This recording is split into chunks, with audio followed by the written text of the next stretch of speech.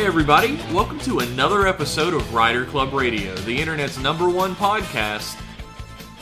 Somewhere, probably. Another episode. The #1 podcast played in my particular apartment. Rider Club Radio. Damn, Yeah. what a high honor. I think my #1 is Hidden Brain.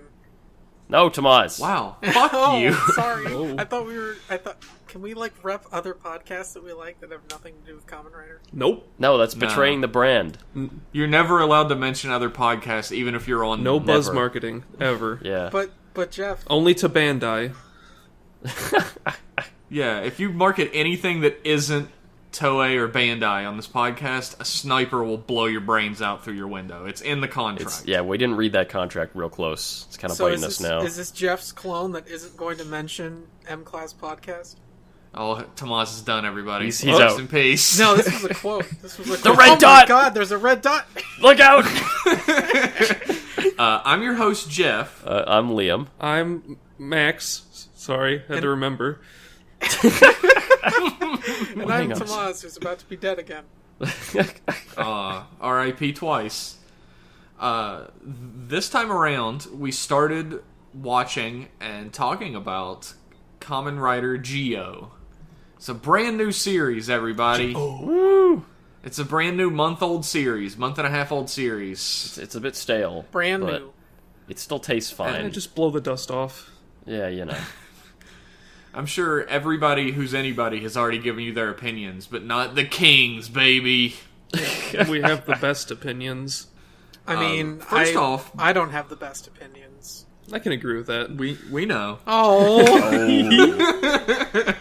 You're not supposed to Hey, agree with me. you set That was yourself the up, snipe buddy. right there. That's true. First off, before we get into talking about specific episodes, I thought since we're just jumping into this show, this is the first time all four of us have jumped into a show.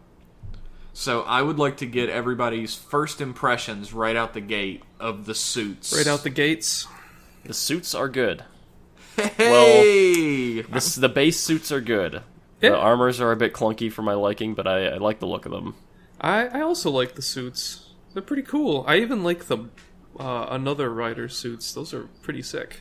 Yeah, they're pretty nifty. They're even cooler SIC figures. Yeah. Right? Yeah, there we go. As in, they're actually nice looking. Yeah, they're decent SIC figures. Take that, SIC. The armors, I think, are pretty cool. Yeah. I think the armors actually look pretty ass, to be honest. I love the suits, the base suits, but I really don't like the armors. I'm of two minds about the armors. They look so ridiculous. Like the Forze one in particular looks ridiculous. I don't know if you guys. Forze looks ridiculous, though. Yeah, it's true, but I don't know if you guys have seen the O's one. They put that in a TV Kun I magazine have not recently. seen the O's one. Looks I have not. No. I'm not looking ludicrous. for scans, no. Like you are wearing like a wait a truck second. on top of you. What? Does that one look like the Super Tatoba kind of thing going on? Yeah, kind of. Oh, Uses the Super no. Tatoba colors. Oh no. Yeah. I'm okay with the armors. I definitely like the base suits though. Yeah. I think the I base do like suits the are another alright. riders. The armors are kind of hit or miss. Sometimes they're kind of neat, but I think that overall, I think the suits just look super bulky when they have the armors on. Like they can't get into a car. Oh, for sure no. Oh yeah, there's not going to be any Trideron in this show. No. If you transformed into Drive Watch or whatever while you were in a car, it wouldn't be like when you're transforming in the Trideron. You'd be stuck in the car. Yeah, you'd break the fucking thing. And now that we have all of our first opinions on suits out of the way, because I'm sure we're going to get emails about that. Like, what do you guys think of the suits? Yeah. So now everybody knows. Whoops. There you go. We can go straight into talking about Kamen RiderZi-O episodes 1 through 5 this time is what we're covering. Yes. And I would like Liam to walk us through what happened in episode 1. Fucking Are try we it. going Okay. to be talking about the 0.5s? I only saw 1.5, and then I was like, I I don't saw want to see 2 of these. them. Yeah. Yeah, I saw 2 of them and I was like, man, I really don't understand Japanese humor. Click off. Like they came out, and I think it was Overtime was releasing them, and they said one of the writers or someone involved with the show said, "Oh, it's like recommended watching to understand the plot." And I watched it, and it was just them explaining what their names meant, and I was like, I don't really need to see this. So I stopped watching them. Also, that should give you a little hint about my opinion of G.O. I don't give a fuck what their names are. Extra Let's materials, just go. I don't really want to see any of those. Oh boy. There are a couple let's talk minutes, about episode 1. You know, That's a couple Look, minutes I could I spend can- doing I anything can- else. Look, I can beat off in a couple. Yeah, exactly. All right. I mean, why not just kill 2 birds with 1 stone? Heyo. When Gates is on Whoa. screen, yeah, you can do both. Liam, yes. please tell us about what happened on episode 1. I use Yes. both stones.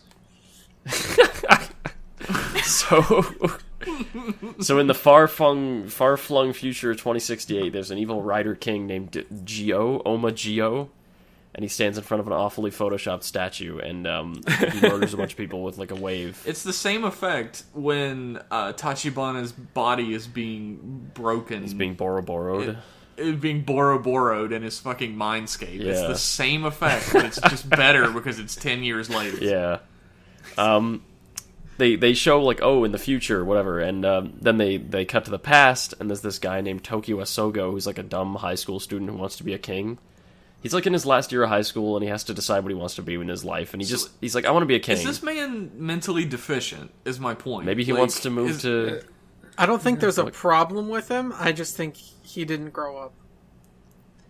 I think he's the main character of a show where the writers don't really know how to write a main character. That's his biggest issue. You know Maybe. what? It's I just think a- you're right. You So might be right about that. he wants to be a king. He lives with his uncle in a watch shop, and everyone thinks he's a nut.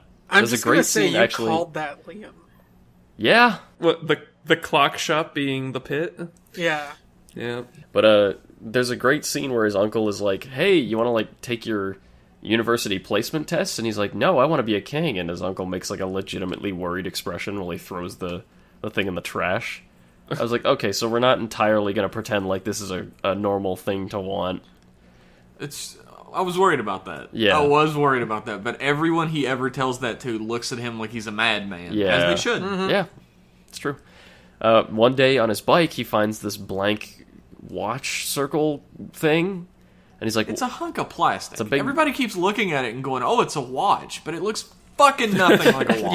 Yeah. Looks like a car He- part. It does. It's like an He oil pockets filter. he pockets it, and he's like, oh, I don't know what this is, I'll just keep it. And this mysterious man appears with a book, and he's like, dude, you're really important, I need you alive. Watch out for a red robot today. And Sogo goes, well, that's normal, probably. I'll wait for that shit. And then, like, the next 5 minutes, a giant red robot appears and, like, chases him down the street and into, like, a little shopping center. And, like, is, like, punching buildings and shit and, like, chasing him, but his bike is faster than the giant red robot. And just when he's... His actual bicycle. Little bicycle. Not a motorbike. Yeah, not a motorcycle. When it looks like he's cornered, a mysterious girl comes in her own robot, like a white robot, and, like, frisks him away to the Cretaceous period and says, hey, in the future, you're this evil king, and I'm... like that red dude came back to kill you before you could be king, and I'm here to... And then they go to Japan. They go to, like, 16th century Japan. And, like, while she's explaining all this, they go to 16th century Japan, and, I was on the edge of my fucking seat for you to finish that question. Because none of us know. None of us know. She's there to jostle him. they go there... They go to Japan in, like, samurai times, and, And she pours money out of her tablet into this woman's hand, and she's just... The woman that's taking the money is just dumbfounded. I'm certain this is magic, and just walks away. Fuck this. Not asking any questions today. Nobody gets burned at the stake. Everyone was too anything. drunk to care back then. You know, if I was working as, like, a waiter, and I was having a long, tough week, and someone gave me magic money out of a tablet, I was like, just fuck it. Just, I don't care. Just give me that At least shit. I'm still alive. I'd be Some like, hey, you got any highwayman more did in not there? kill me. Haven't caught that typhoid yet. Yep. Not yet. So Sogo stops a fight, so you know what a hero he is. And then Gates appears again, the red robot man, and he transforms into Gates and he chases them. And they run away and escape into 2017 because they like the robots like clash in the time stream, and he goes to 2017 and he meets Build and RiderZi-O, and he's like hanging out in the coffee shop explaining everything to them, and then Tsukiyomi, the girl, like shoots them with the Fies phone and takes them away back to the modern day. It's literally the Fies phone. Yeah, it is actually the Fies phone. And meanwhile, there's this dude named in a blue shirt, and he like his name is. He didn't like stub his toe or anything. That's the character's name. Maybe he's from the Cretaceous period. Yeah, you gotta say it from your diaphragm.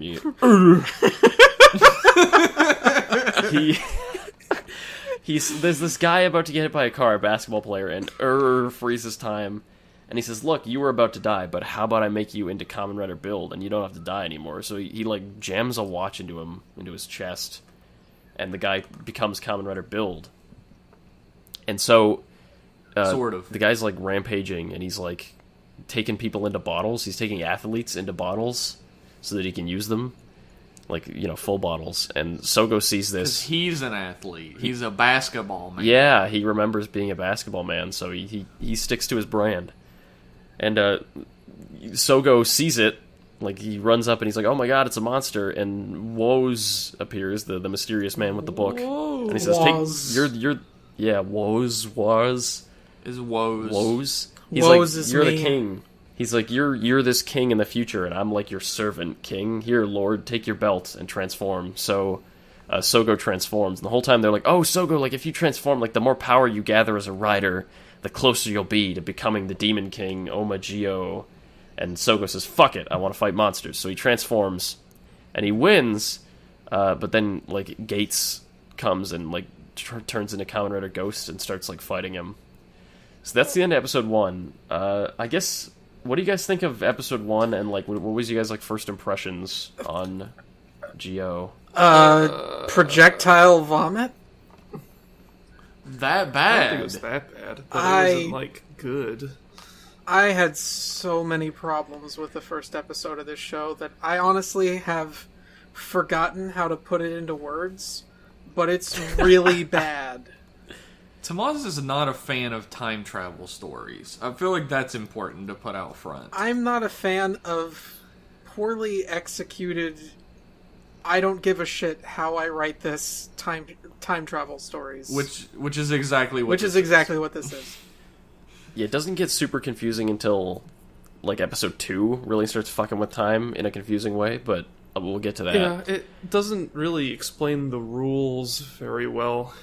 Or what year they're in at any given time. They didn't start None doing of the that characters until... have a personality? None of the characters Yeah, have any that's- personality. They didn't even start showing, like, what year characters were in until episode 4. They started projecting, like, little dates. They did that. Yeah, they started they've been doing projecting that. dates onto the ground or onto walls or whatever as they do a No, scene they transition. did that in earlier episodes. They start that in this one. Oh, they When he do? falls Okay, into the- well, they don't do it enough. Yeah. Yeah. That's true. Sometimes they just cut back to the scene where somebody's at and don't let you know what time it is. Sometimes they jump back to the present without telling you that they've jumped back to the present. And you're like, whoa, hang on there. Really, the setup for this episode as a, like, pilot episode that's supposed to get you on board is terrible. Mm-hmm. Like, nothing in this episode made me want to root for any of these characters. Yeah. I mean, it's got... Like, what's his face? Gates is, like, the only character that has any sort of understandable motivation, and they make him out to be, like, a cold-blooded asshole for it. He's trying to kill John Connor, yep. Man, But then Jeff, I he's not hope even you- consistently trying to kill this person that he feels like he Yeah. needs to kill. He's not trying to kill John Connor. He's trying to kill Hitler. Oh, right. He's trying to kill teen Hitler. Imagine Hitler- if you went back to kill Hitler, but then you ended up living in his house and you were just his friend, and you're like, wait a second, what was I doing back here again? Wait, Maybe I can change Hitler. maybe. The other... That's Tsukiyomi's entire character. Like, maybe I can just befriend Hitler, and then he'll be a good guy. And that's part of the other big issue I have with the time travel story that they're trying to build, is that they have all of these devices with which they can time travel with, and they restrict themselves purely out of plot convenience to sticking to this time period where Tokiwa Sogo is 18 years old and has the driver.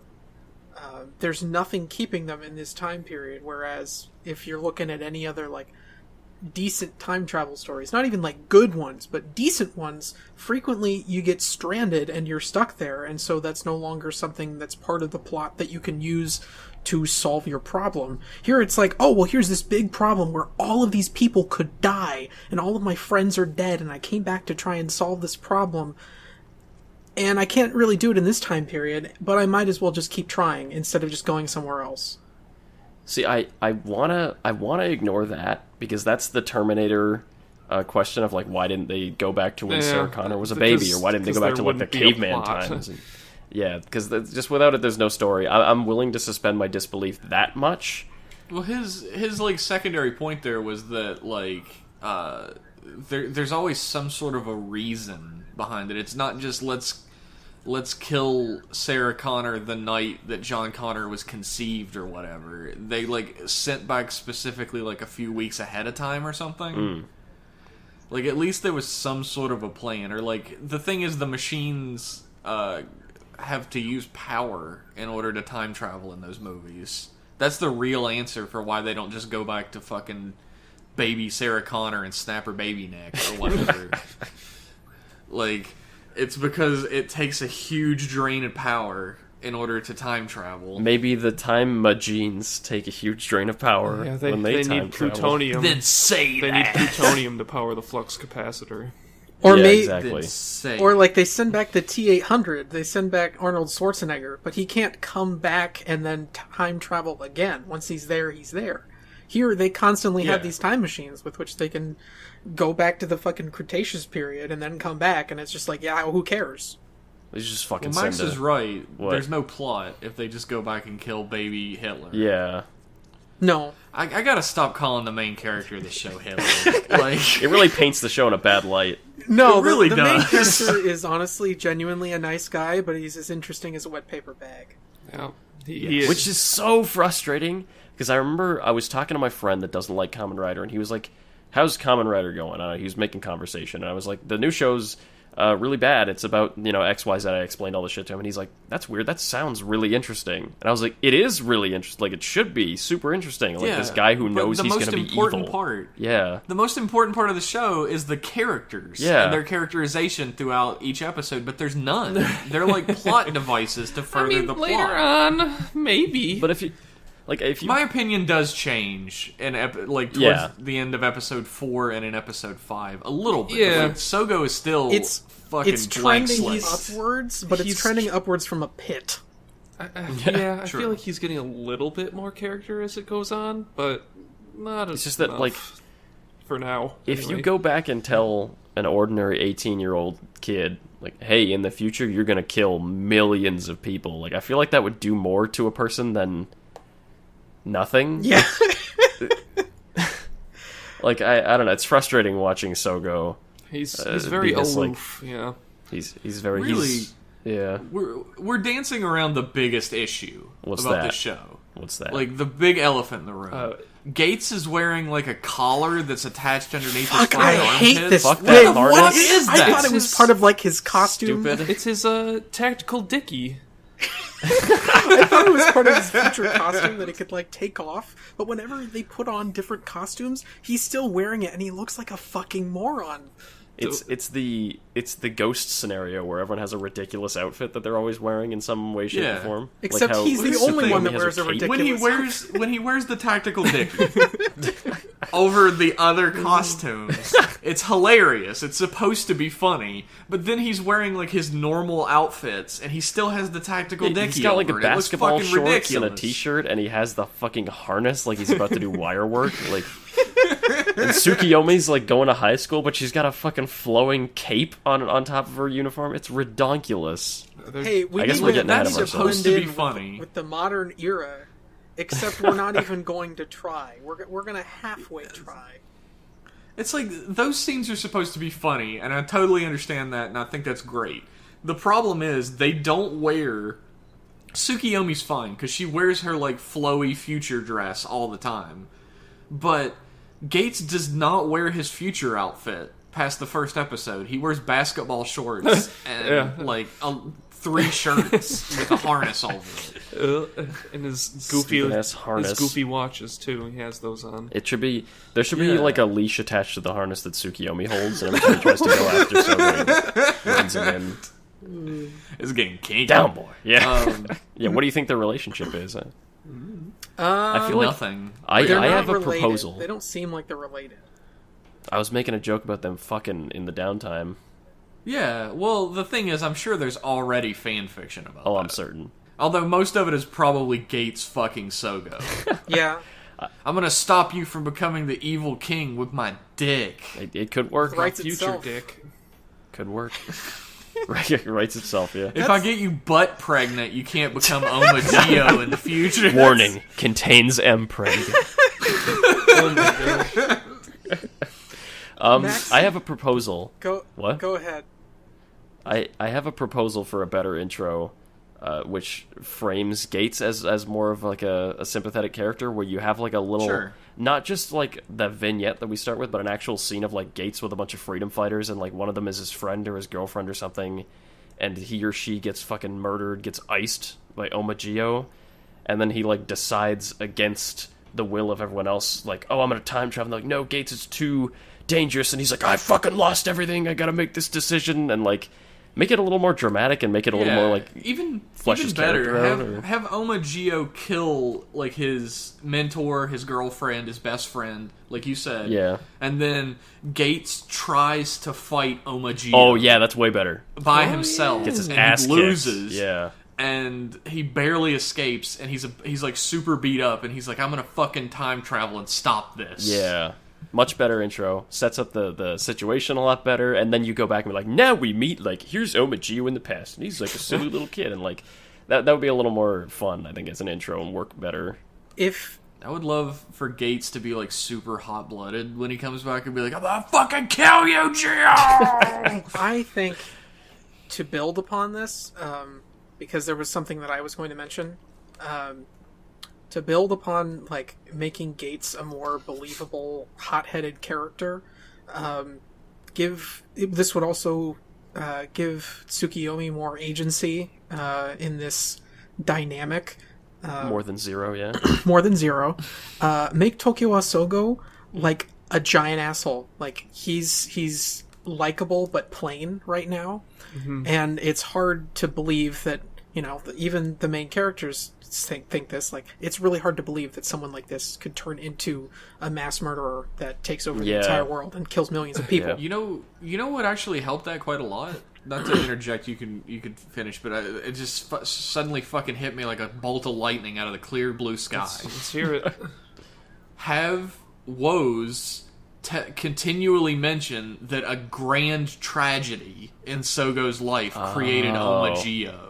That would be And clever. if he continues down this path, the tragedy will assure Omagio's birth.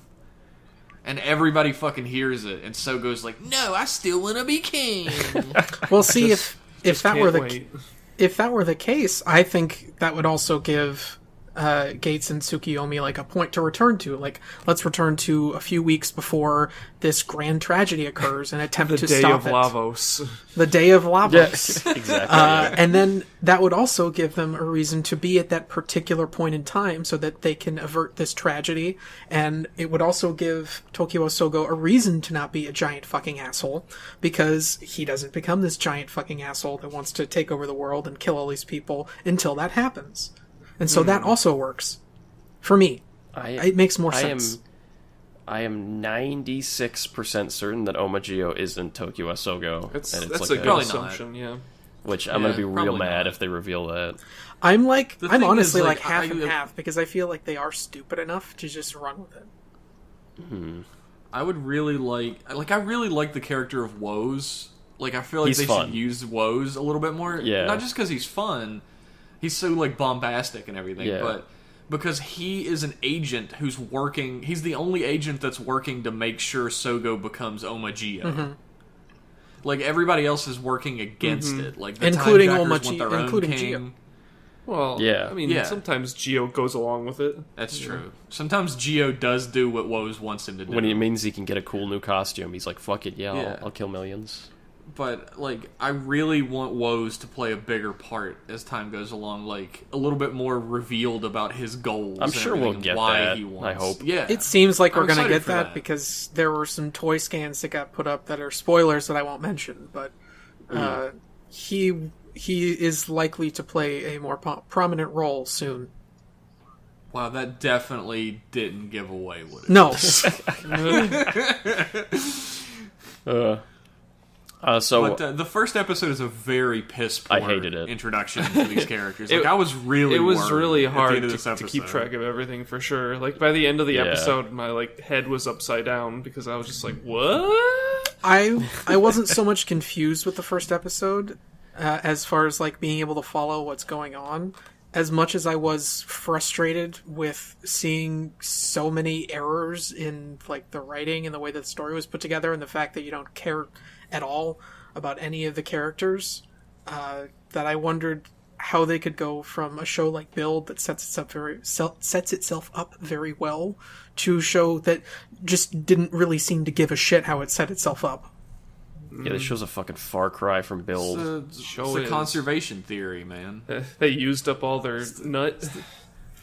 It's the Toei conservation They theory. ran out- All the good shit went into Build, so Yeah. they had to make a bad series. Yeah, they ran out like 2/3 of the way into Build. They bottled up all their nut in all those bottles. They're like, yeah, we got Drive, we got X8, we got Build. Like, we made 3 good ones in a row. They're gonna get mad unless we make a really bad one soon. No, there was We Ghost gotta unleash in it there. all. There was I Ghost in will there. say, like, I will say, I'll go ahead and spoil my opinion. Is I think Geo's gonna get better. Yeah, I I believe saw you. glimmers of that in the last episode. Yeah. It definitely picks up in these like 5 episodes, but It was not a good We'll first see. impression at all. no, not at all. No, it really wasn't. Not And at the all. next couple episodes do nothing to help that impression. But either. No. Speaking of which, The next kinda- couple are not Oh, great. sorry. Before, okay, you go.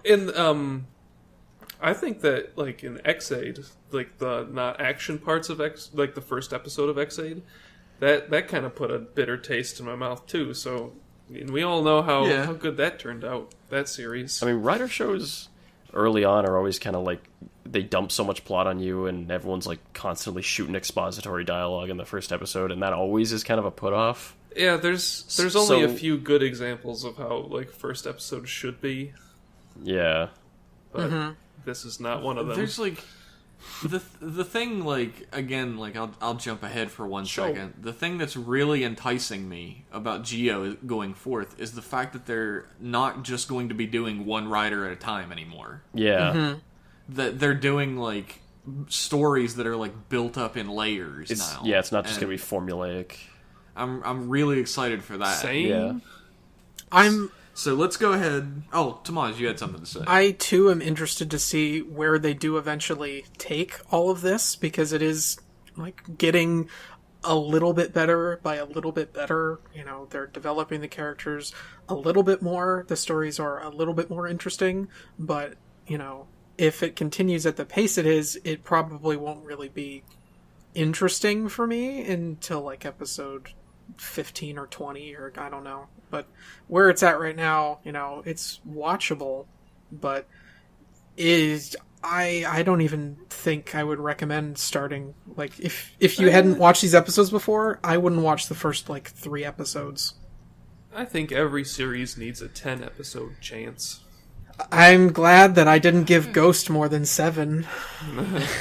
Yeah, that's true. I'd say, yeah. I mean, I guess it depends. Like, if you watch 5 episodes and they're absolute garbage and you can't stand it, you probably don't have to finish the 10 episode chance. But if you're intrigued, yeah. I mean, like then you should definitely stick. to I'd it. say Blade after didn't yank episode me in. 5 was like, after episode 5, it's all right. I can see a little bit more going on. I like that, you know, they're doing what they're doing with like some of the past writers, and a big plus for me is that they're respecting all of the older content, like all the older writers, and it's Yeah. not just Yeah. making fun of them and taking the piss out of them and, oh, well, Geo and Gates are so much better. It's like, no, they just kind of suck, and they keep making the same mistakes. I can't wait until they go to like Decade Land, and they're like, so there's this fucking asshole, and they just take the piss out of Decade. My favorite thing about Decade is that no one likes him. Like, in his own continuity and in all the other Rider continuities, no one likes him. Except the end, who's like in love with him, and that's it. I remember that bit in Heisei versus Showa when they're at Droopers or whatever, the fruit bar. Droopers. And he's like, you don't want to talk to the fucking Heisei Riders. They're a real shitty bunch. And Bondo's like, I bet you're the shittiest of all of them, aren't you? And there's like that big pause. Because it's true, like, nobody likes that guy. He's just a giant asshole. Yeah. Fucking Tsukasa. Alright, What a dick. now let's actually move on to episode 2 of G. Let's. Okay, so in episode 2, another build is beaten for the time being, and fucking Gates appears in his giant red robot, and he's trying to punch Sogo, and Sogo manages to motorcycle away, while Tsukiyomi like has a robot fight. Oh yeah, the CG's terrible. I can't believe we didn't touch on this. The CG's Oh yeah, fucking it's awful. god awful. Yep. But I mean, That's that's like par for the fucking goes without course, saying, isn't yeah. it? Beast It's Wars worse than bullshit, usual. for sure. this is the second time I've talked about Beast Wars today. That's fun. That is such a fucking put down to Beast Wars. Like, Only It's a good show. It's a good show. Okay, it's Beast Wars put their heart and soul Fine, into it's- that, and some it's intern Veggie made Tales. this fucking. It's Veggie Tales. Excuse me, VeggieTales has values in it. Okay, Alright, this fine. let's not. Strong So Christian Sogo- values of Kamen Rider. Sogo bikes off, and he loses him by like jumping off of the street. It's actually fairly clever. It's not just like my motorcycle goes faster than yours, so I win, like it usually is. He like dives off of the side of the turnpike and hides by the road. It's very heroic. Yeah. And Gates, like, while he's looking for him, he bumps into another build, but he can't beat him. Like, you can like knock him down and punch him and stuff, but like you can't keep him down for some mysterious reason. And Sogo goes to rescue him just as he's about to get his ass kicked, and he fights, and he realizes that he can't beat him, but he's like, maybe I can like do something. Maybe I can use the power of that guy that I met before, Kamen Rider Build. Maybe he can help me. So he goes to the cafe. But Build and Crosses are there, and they don't remember that they're riders. They're like weird idol fans or band fans or something. Oh, they're I they're the got, fans of shit. What's that guy? Sato Yeah. Taro. Oh, His band. yeah, Lynx is the name of it. Lynx, Oh, yeah. This was one of the things that worried me. There's like a short list of things that really worried me the Yeah. first time I saw it watching through the show. Yeah. So Number one is when the giant fighting robots came back, and I was like, "Oh God, no! This is going to continue." yeah. Number two was the riders losing their memory of being riders, because I'm not a big fan of watching different actors act exactly the same on screen over and over again. Yeah, it's pretty dumb. Like, I don't remember what you're talking about. You're silly. Just seeing like the same old song and dance every episode. Yeah. Yeah. So I'm glad they didn't do a whole lot of that when it came to X-Aid. It doesn't last long in any real episode. So like they have the watches in their pocket, and they're like, "Oh my, where did we get these watches from?" And then their memories just mysteriously come back when they like the watches turn into the ride watches, and they give them to Sogo and say, "Hey, give my past self your regards." And Sogo's like, "I don't know what you're talking about, but I'll take these watches." They go to the past. They're like, let's go to 2017. Hey, Liam, And yeah, you skipped over the bit where simultaneously Gates was fighting Build, and that was why that happened. What? The reason Another they Build? Yeah, another Build. The reason that they turned into those watches and they got their memories back is because Gates killed another Build for like a couple moments, which caused them to get their memories back for a couple moments. Like, this is such a giant fucking mess, but it talks about is it in that the how it is? I They didn't talk catch about that it in at the all. 2.5. All right. Oh my god, it is required viewing. Yes. Oh, that's bullshit. That is but horseshit. I believe it. Look, if you have to read a comic or watch a web series or something to understand what's going on in a show, it's a bad show. I stand by this. Yeah, no. I they're- watched 2.5. I don't remember them saying that shit. You should go back and watch it again. Did your eyes glaze over like mine did in 3.5? Yeah. Heyo. All right. So Anywho, they get their memories back. They give them the ride watches. Say, dude, go to the past and use them. So they go back to 2017, which I guess another build has been kicking around for a year and no one noticed or something. Yeah, he's back none in of this This is ever a makes plot any fucking point. sense. Yeah, this is a plot point that's going to get more and more ridiculous as time goes along. Further, another Kuga's been wreaking fucking havoc across Japan for 18 years and no one's done a single thing. So they go back to 2017 and another build is just farting around there and they fight, and Build is also there with crosses and they fight him, and Uru is there.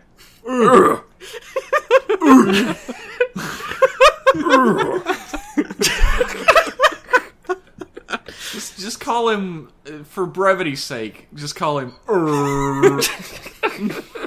That's literally an endless source of entertainment. This is better than the whole show. I know. So, okay. Appears and he says, Go on. He's like, That's what he says. He says it right to the camera. He looks at the camera and goes, "Ugh." my name's So he says, Sogo, you're about to be king. You're gonna be king soon in the future. And I'm trying to make another king.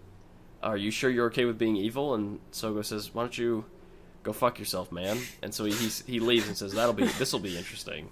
It's pretty fucked up that he says that to a small child. To a 2-year-old boy, yeah. 2-year-old boy. he does look. He looks like he's Really, 6, really man. young. Looks like he's 5 years He has old.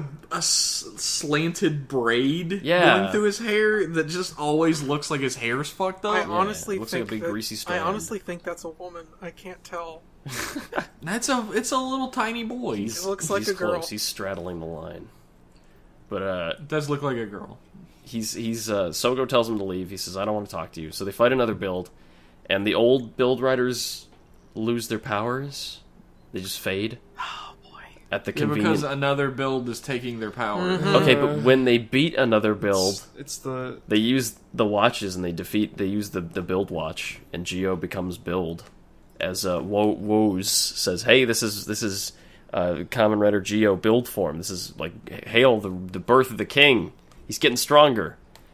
He uses build form to beat another build, and they give these blank watches to past build and cross. You have to use, they learn in this episode. Yeah. And that you have to use a rider's power to defeat a rider. And then later on, they're the like, same wait, rider. maybe you have to use a rider's power to defeat a rider. They forgot. Also, this is not using Mega Man rules, which is fucking stupid. yeah. No, They're using weaknesses. the Metal Man rules. Where Oh They yeah. really are. That would actually be If way every- fucking...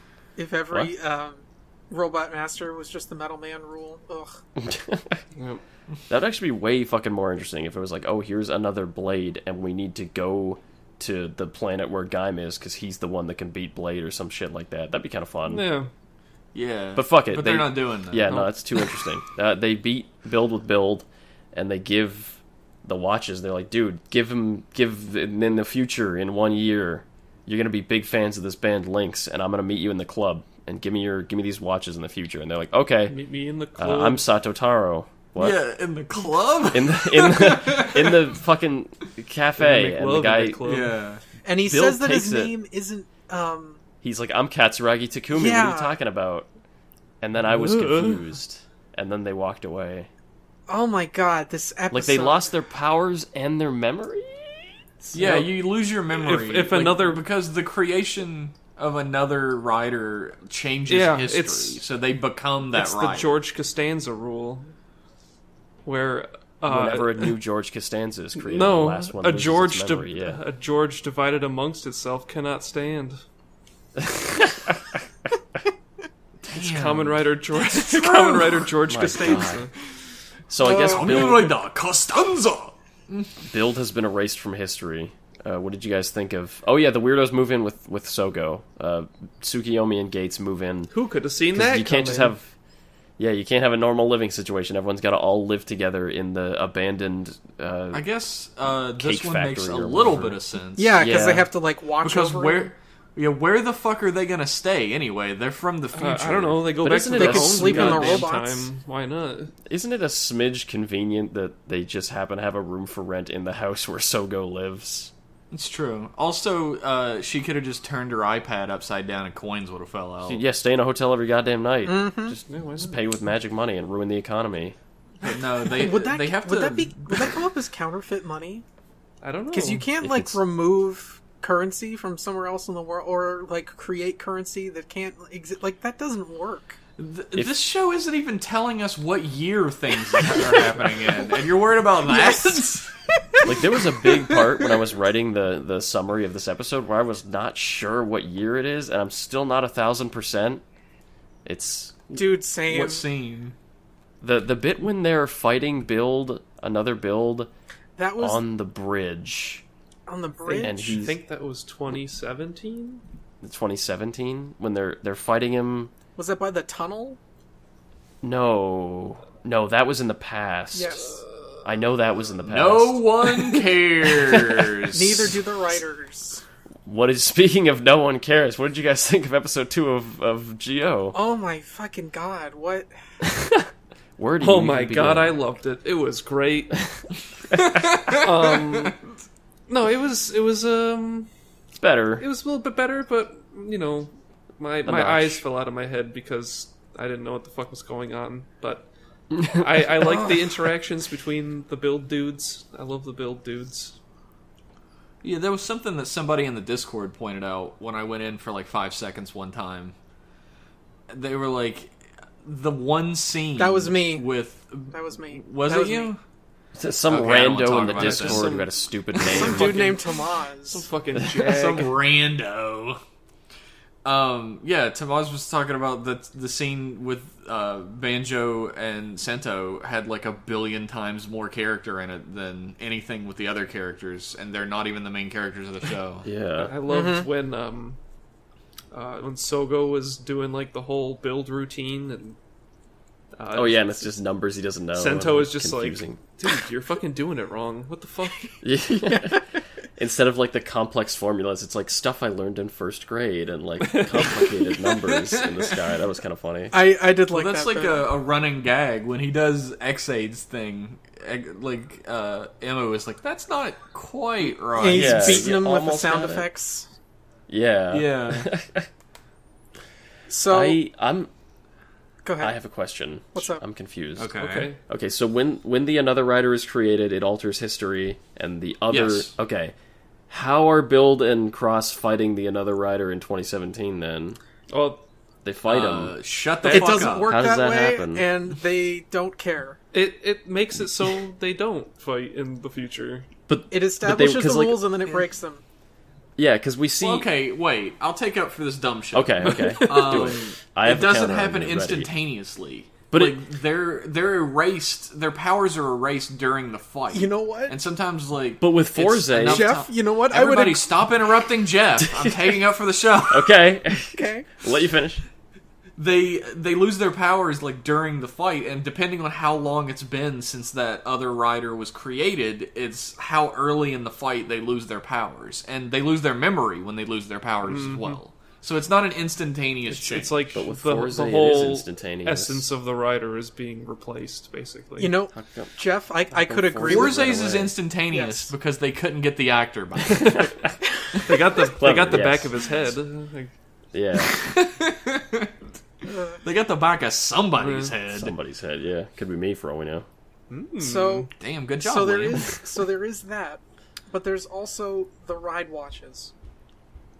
So the ride watches are essentially some sort of duplicate of the rider's powers that somehow gets created and has to be used in order to defeat the another rider.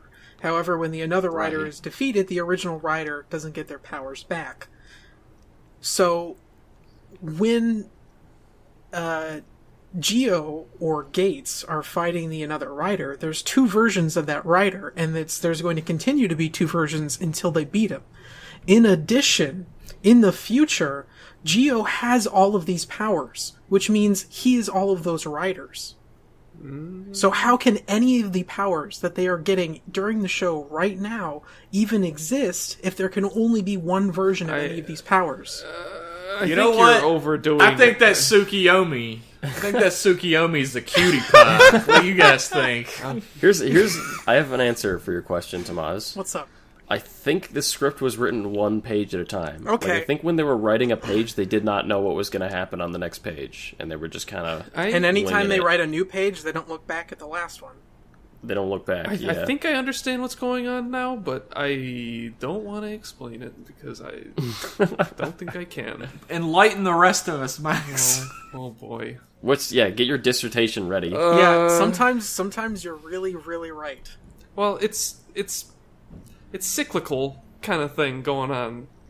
I don't really know where to start. Like, give us It's like a poetry, linear it timeline. rhymes. A linear timeline? Okay. Yeah, to just, Give us a like, Zelda timeline. Give us yeah. So, oh boy.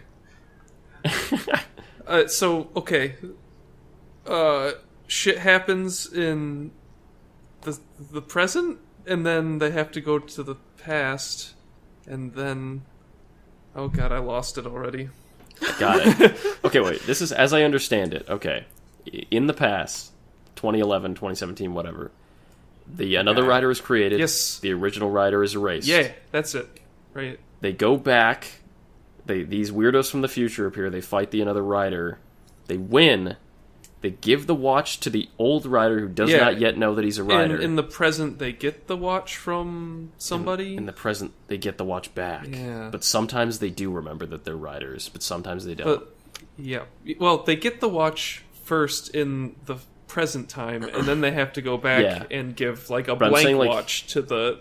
Like, if you rearrange it to be, like, all in chronological order, like, it's the rider gets the watch, they forget who they are, but then they get the watch after. Fuck it. Are we ready to talk about episode 3? I wish there was a webcam on my face. During I'm like rubbing my temples. I'm during all of that. I was literally staring at the blank wall. You know what's the saddest part? This is a show for 5-year-olds. So- I know! No one understands it! Okay, we know that when Sogo gives the watches to the people in the past, it just becomes their rider watch in the future. That's Yes. Yes. Yeah. That's all that matters. Yeah. That's it. This episode was a solid D+. I think I'd give it an F-. No. Somebody surly. I'd give it- F+, F+. I'll give it a C. I'll give it a bumblebee out of a jumping spider. What? Liam, why don't you use a real fucking way to register stuff between 1 and 5? 2. 2.5, I guess. I give it a 2. 2. 2 is That's solid. like fuck the letter grades. We're doing 1 to 5 now, like a switching. shitty video game website. Yeah. It's 1 to 5. I give this We'll switch episode it up I'd give fucking it dime. 3 I'd give it a out of 38 5. out of 100. Let's move on To episode to 3. Kamen RiderZi-O episode 3. Okay, so Gates and Nothing Tsukiyomi happens. Yes, what did you guys All think right, of what'd you episode guys think of that episode? Well, it was better than the last one. A lot cleaner, yeah. No, so Gates and Tsukiyomi, they decide to enroll in Sogo's school so they can watch him all day. They can make sure he's eating his lunch right and not doing anything that Kiss Naval him. Overlord would do. They all kiss him. Can I interrupt So they you can- at the very beginning? Okay. So, they're trying to blend in because they're from the future and they need to have something to do while they're in the past. And yet in every time period they've been in, their attempt to blend in is so terrible that anyone that walks by could just be like, what the fuck is even going on? Dude, I can't take my harness off. My mom Sorry, says I can't take it everybody. off. Sorry, everybody, I'm a dog They like now. introduce. What's that giant fucking flying robot in the sky? And they introduce It's the new 17th students. century. It's like, the Edo period. Giant robot. So this is Gates. Yeah.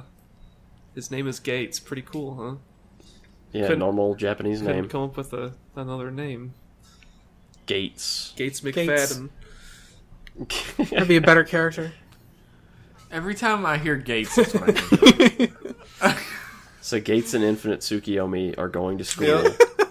And they're like watching him in school, and there's a new time jacker called Aura who appears. Love the name Time Jackers for some reason. Time Jack. I actually really like that name. It sounds dirty though. It sounds like a bad porno. I'm jacking off in time, baby.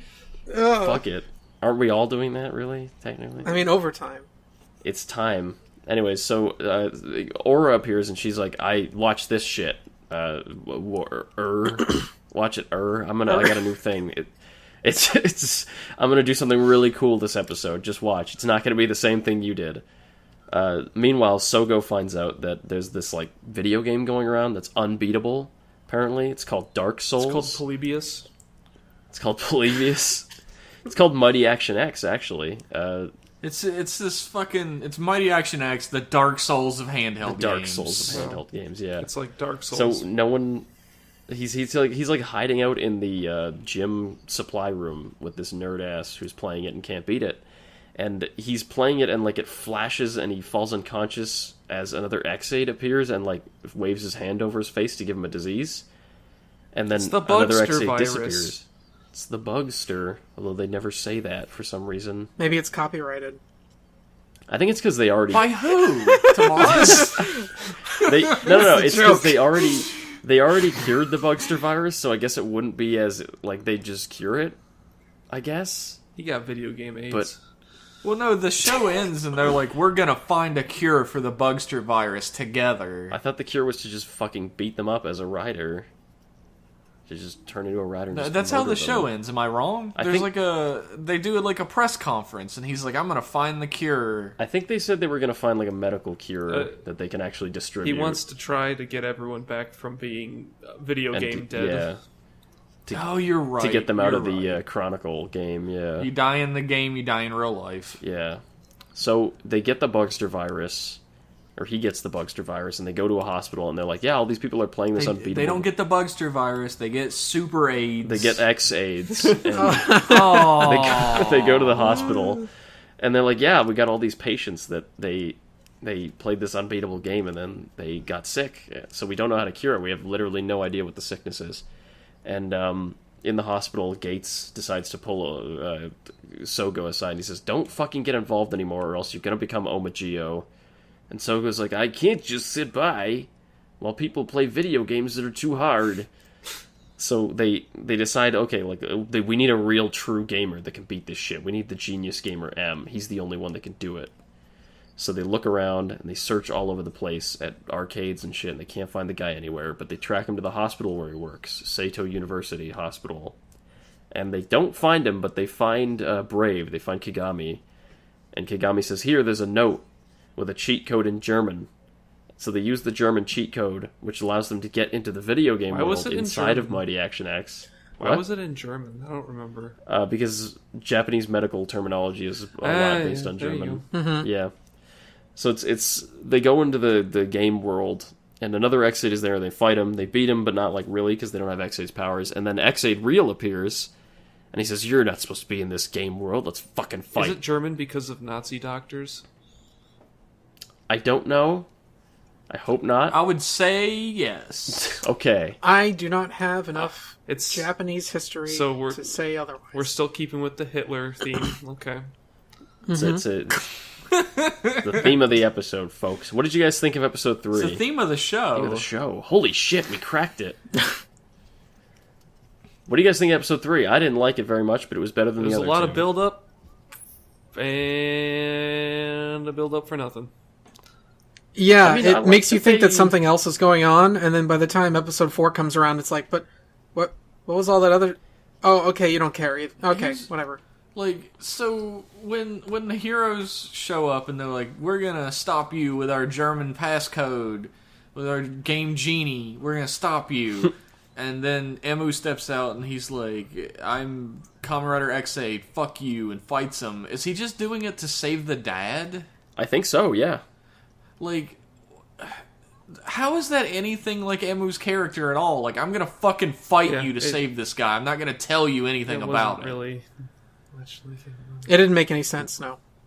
I don't like it. It wasn't super in character, but also, it was cool to see them fight each other. So, the dad that was turned into another X-Aid because his child has some sort of issue with his He has brain. Japan's disease. He has like He has some Japan sort of disease. brain issue.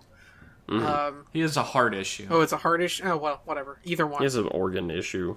He has Japan's disease. He has Right. Japan disease. He was kidnapping So- kids. The reason gave for the basketball player to be another build was she extracted him from being hit by a car from a point in the timeline where he would be dead, and then turned him into another build. And I thought, honestly, that was really interesting. Like, oh, that's like a good idea if they like remove like dead people from the timeline and use them to like further their plans because they're not removing someone from the timeline that would otherwise, not exist, and you can avoid time paradoxes that way. So in episode 2, when they kill another build, the kid survives because they don't want it to be a sad story where, they defeat another build and then the kid dies. Yeah, our hero can't murder a child. Murder by happenstance. I can't wait for the episode where they like save the day in the past. They're like, "Yeah, we did it! Woohoo! Yeah!" And then they go to the future or back to the present, and it's just everything is destroyed or something. They've irreparably altered the timeline. Yeah, the butterfly effect does not mean shit in this show. You can just do Pretty what much. the fuck ever. So my reason for mentioning that is because I honestly thought they were going to stick with like trying to maintain some semblance of not breaking the timeline open, like breaking the timeline in half by removing people from, whatever they were doing at some point in time, and then they just fucking vanish. And then that's what they do in episode 3 and in episode 5, where they're just like, oh, well, we're going to make you another writer. And then they just fucking vanish. the thing is, And- I perfectly saw in my mind's eye how the episode should have ended with another build. Like, when he gets defeated or whatever, and he's put back in place in front of the car, he should have, like, appeared in front of the car, and then you hear tires squeal, and the basketball bounces away. But unfortunately, this isn't early Heisei 2002, Yeah, exactly. so you can't do that anymore.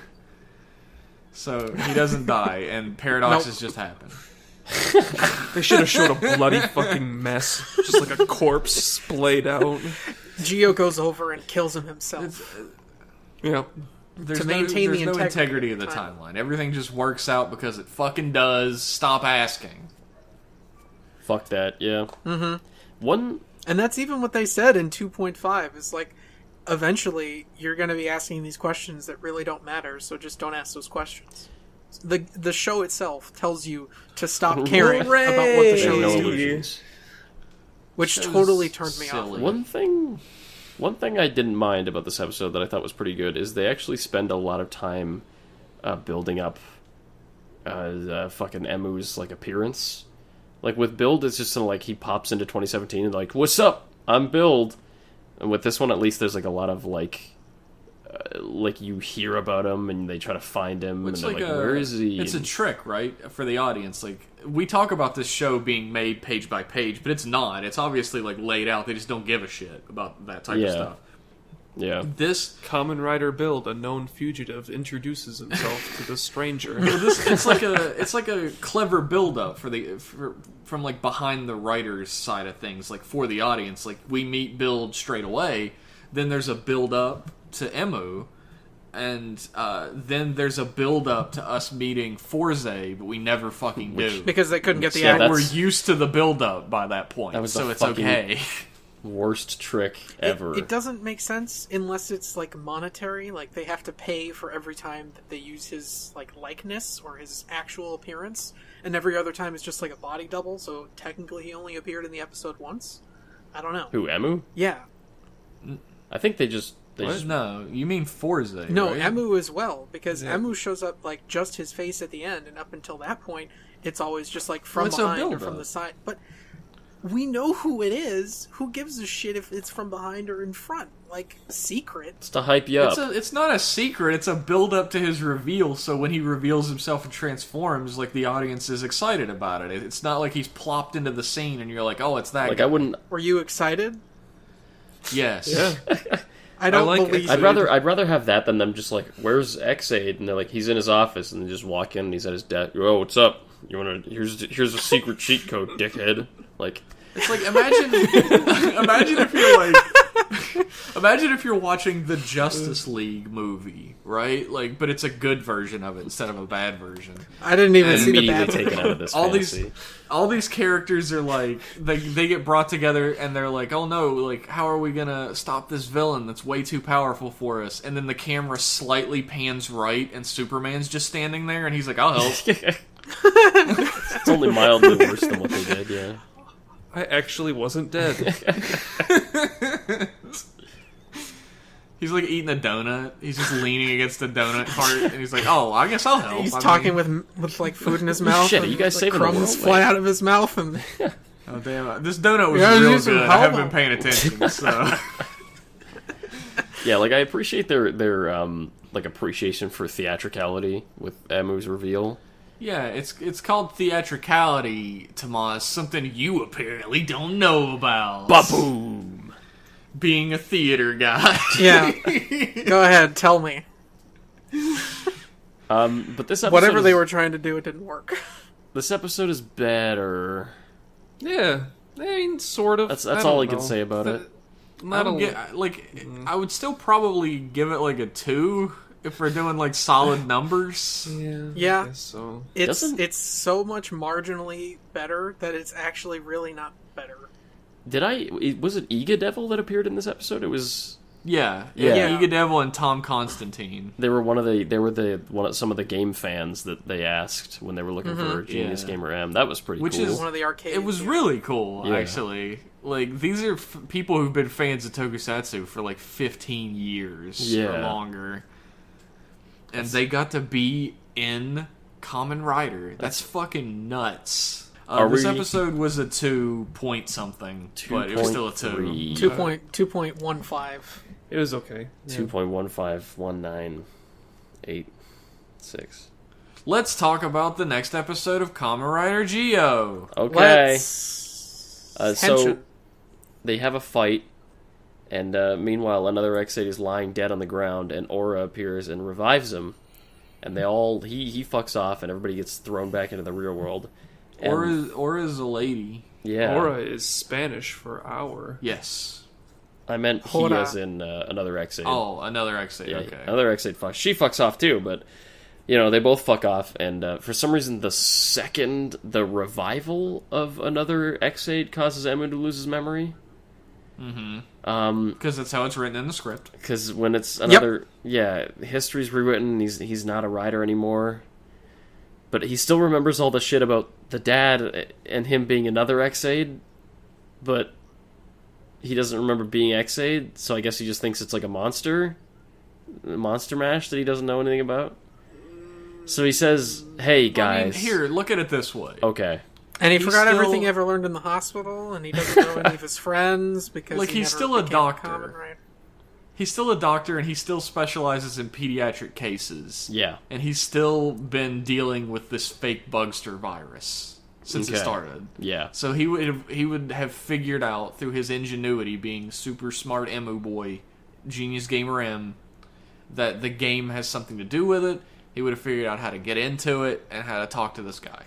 But, like, wouldn't the existence of monster mashes, like, challenge his entire perception of reality now that he's not a rider Not anymore? in Tokusatsu, baby. I guess he doesn't get. I guess I'm reading too far into it. There but- are two states of understanding monsters in Tokusatsu. Hmm. State 1 is running away from plastic furniture, and State 2 That's where I'm at. Tripping onto the ground. State 2 is kicking them in the face until they explode. Those are your two states. Tripping on nothing. Yeah.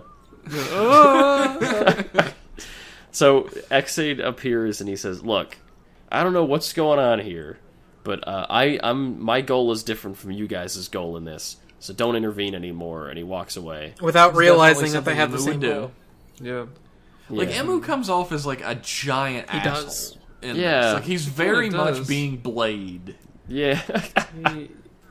He No, not has- Blade. Fucking Brave. Brave. Yeah, I know what you mean. The Blade song Brave. has ruined me. Blade brave. It's no He element. doesn't have that he's very much happy-go-lucky being brave. attitude. That plucky doctor attitude. Yeah. But he's like, I'm not going to explain anything. Just you guys just fuck off. Gates reacts to this by saying, I'm going to go to 2016, and I'm going to fight another X-Aid. I think I could do it. I think I can Even handle though it. we already know from last episode, you have to have the Rider's power in order to defeat them.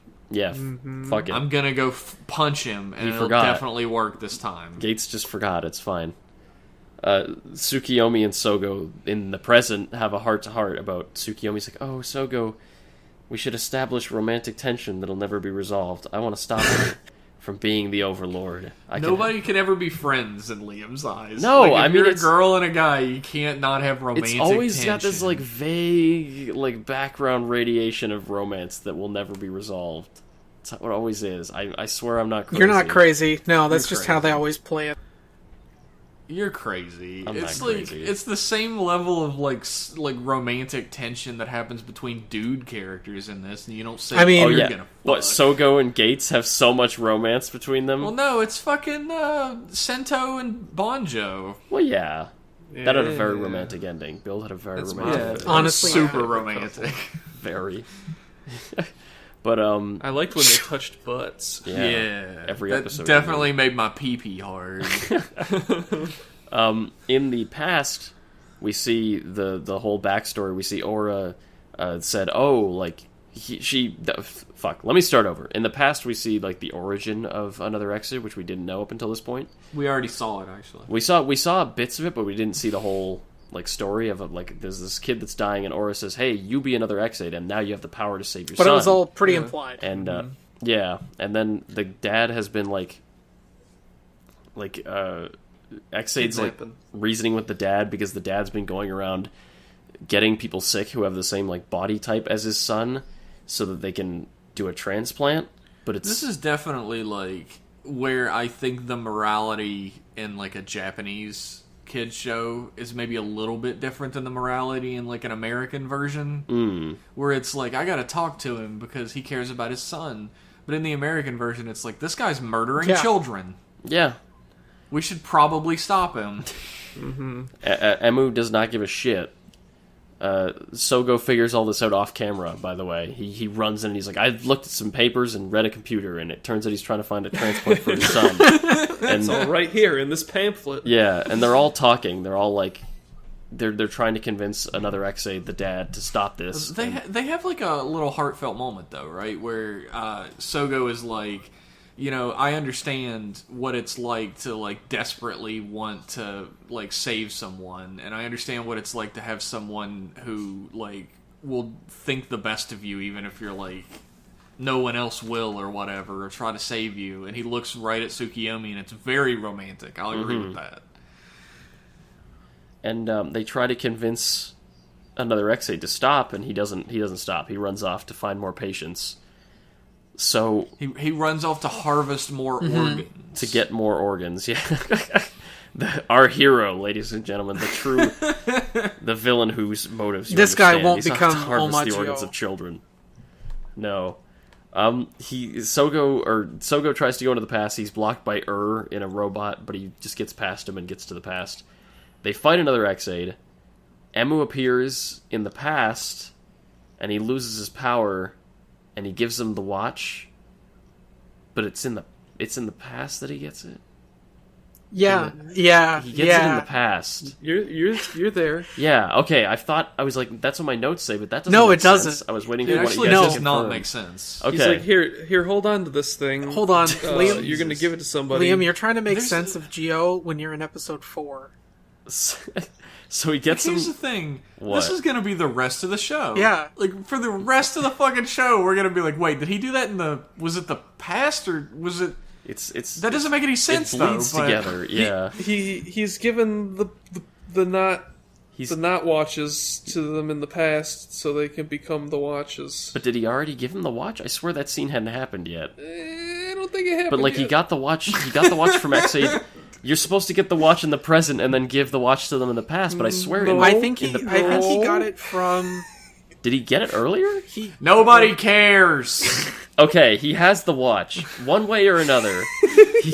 he gets the fucking thing out of a gacha machine, and he orders it on Mandarake, and he uses it to beat the fucking another X-Aid.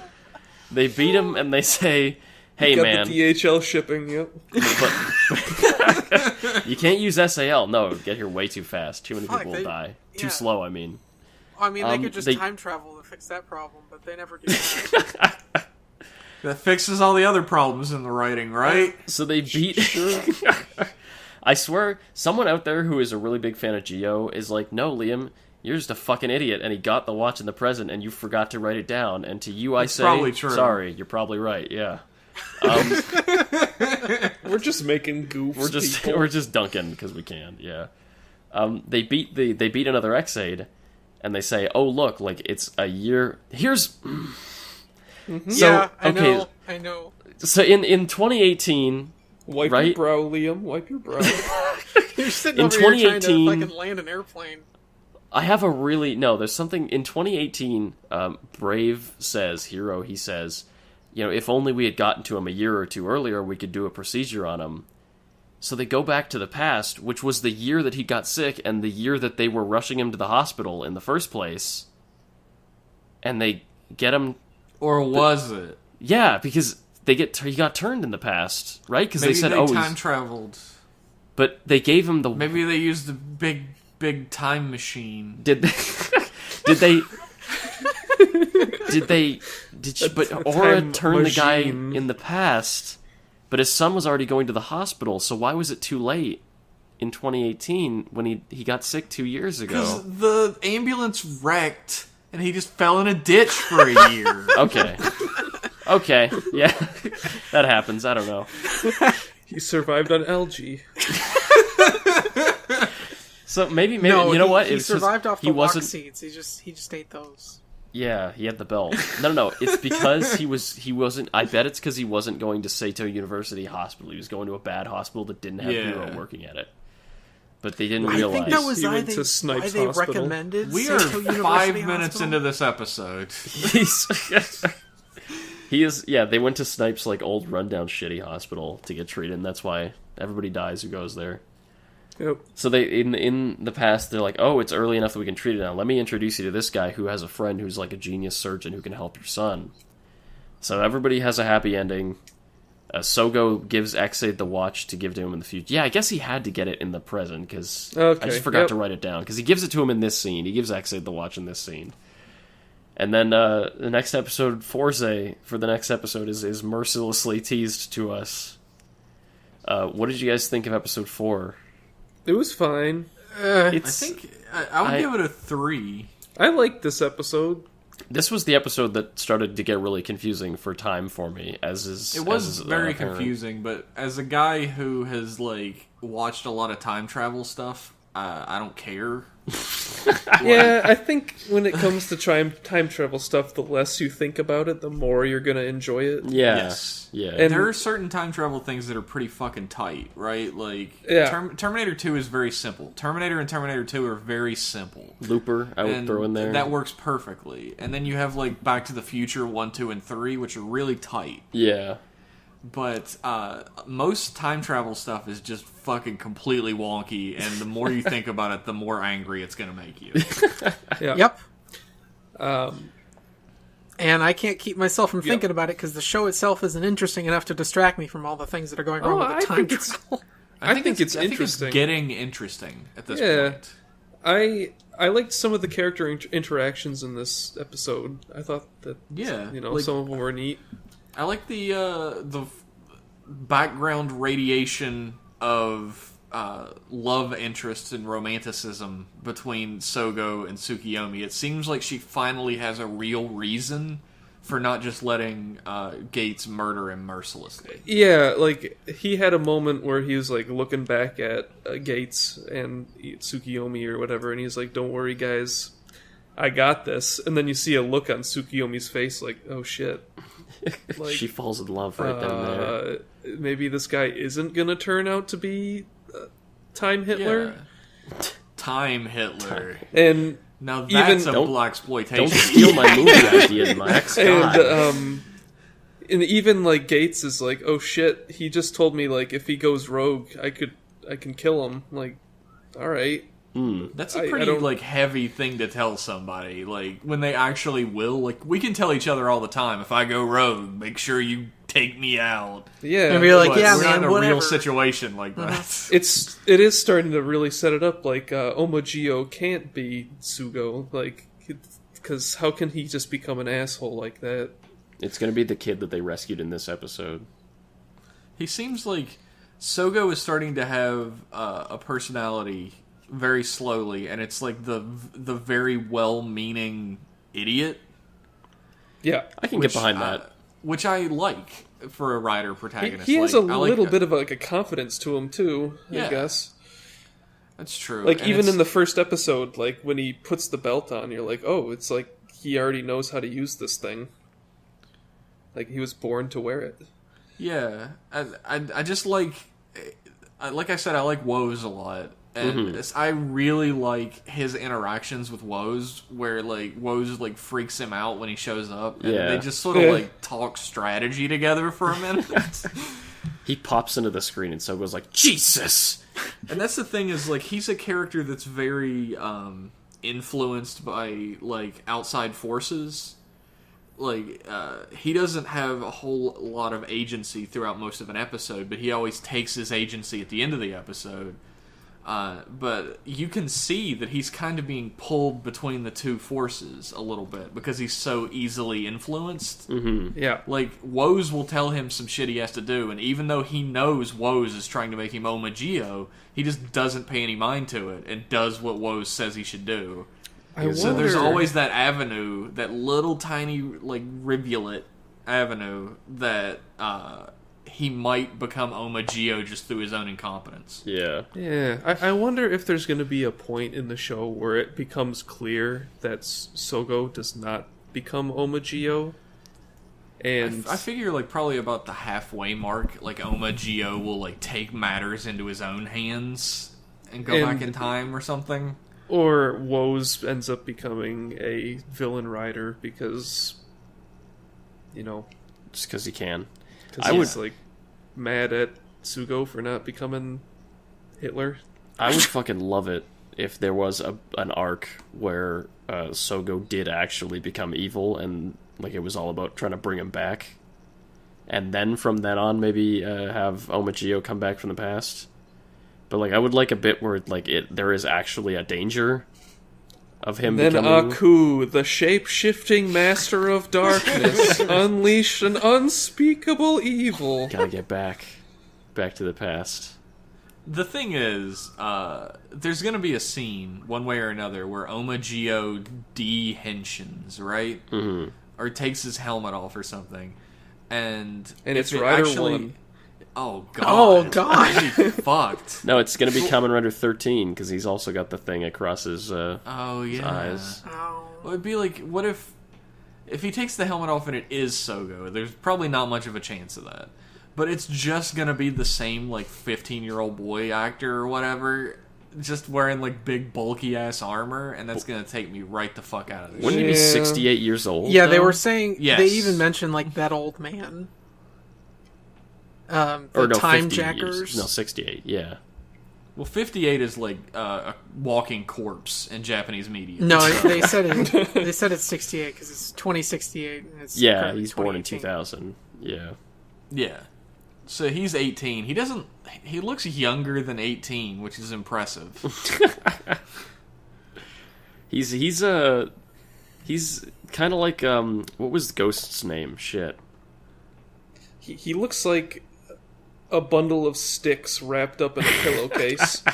Dude, during one of these episodes, he's wearing, like, Jinko jeans. Like, he just has these two fucking, like, tents on his legs. Love Janko jeans. No, you and their don't. constant appearance in Rider.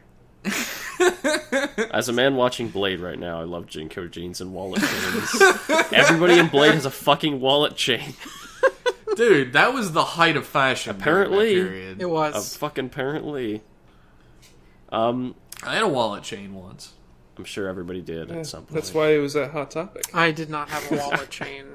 I was not cool. Wow, what a fucking loser! No, I had a trifold Velcro wallet. You'd open it up and go.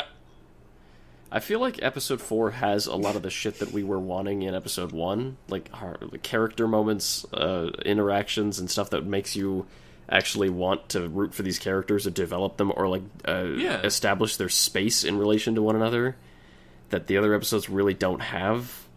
So it's kind of a breath of fresh air, episode 4 was.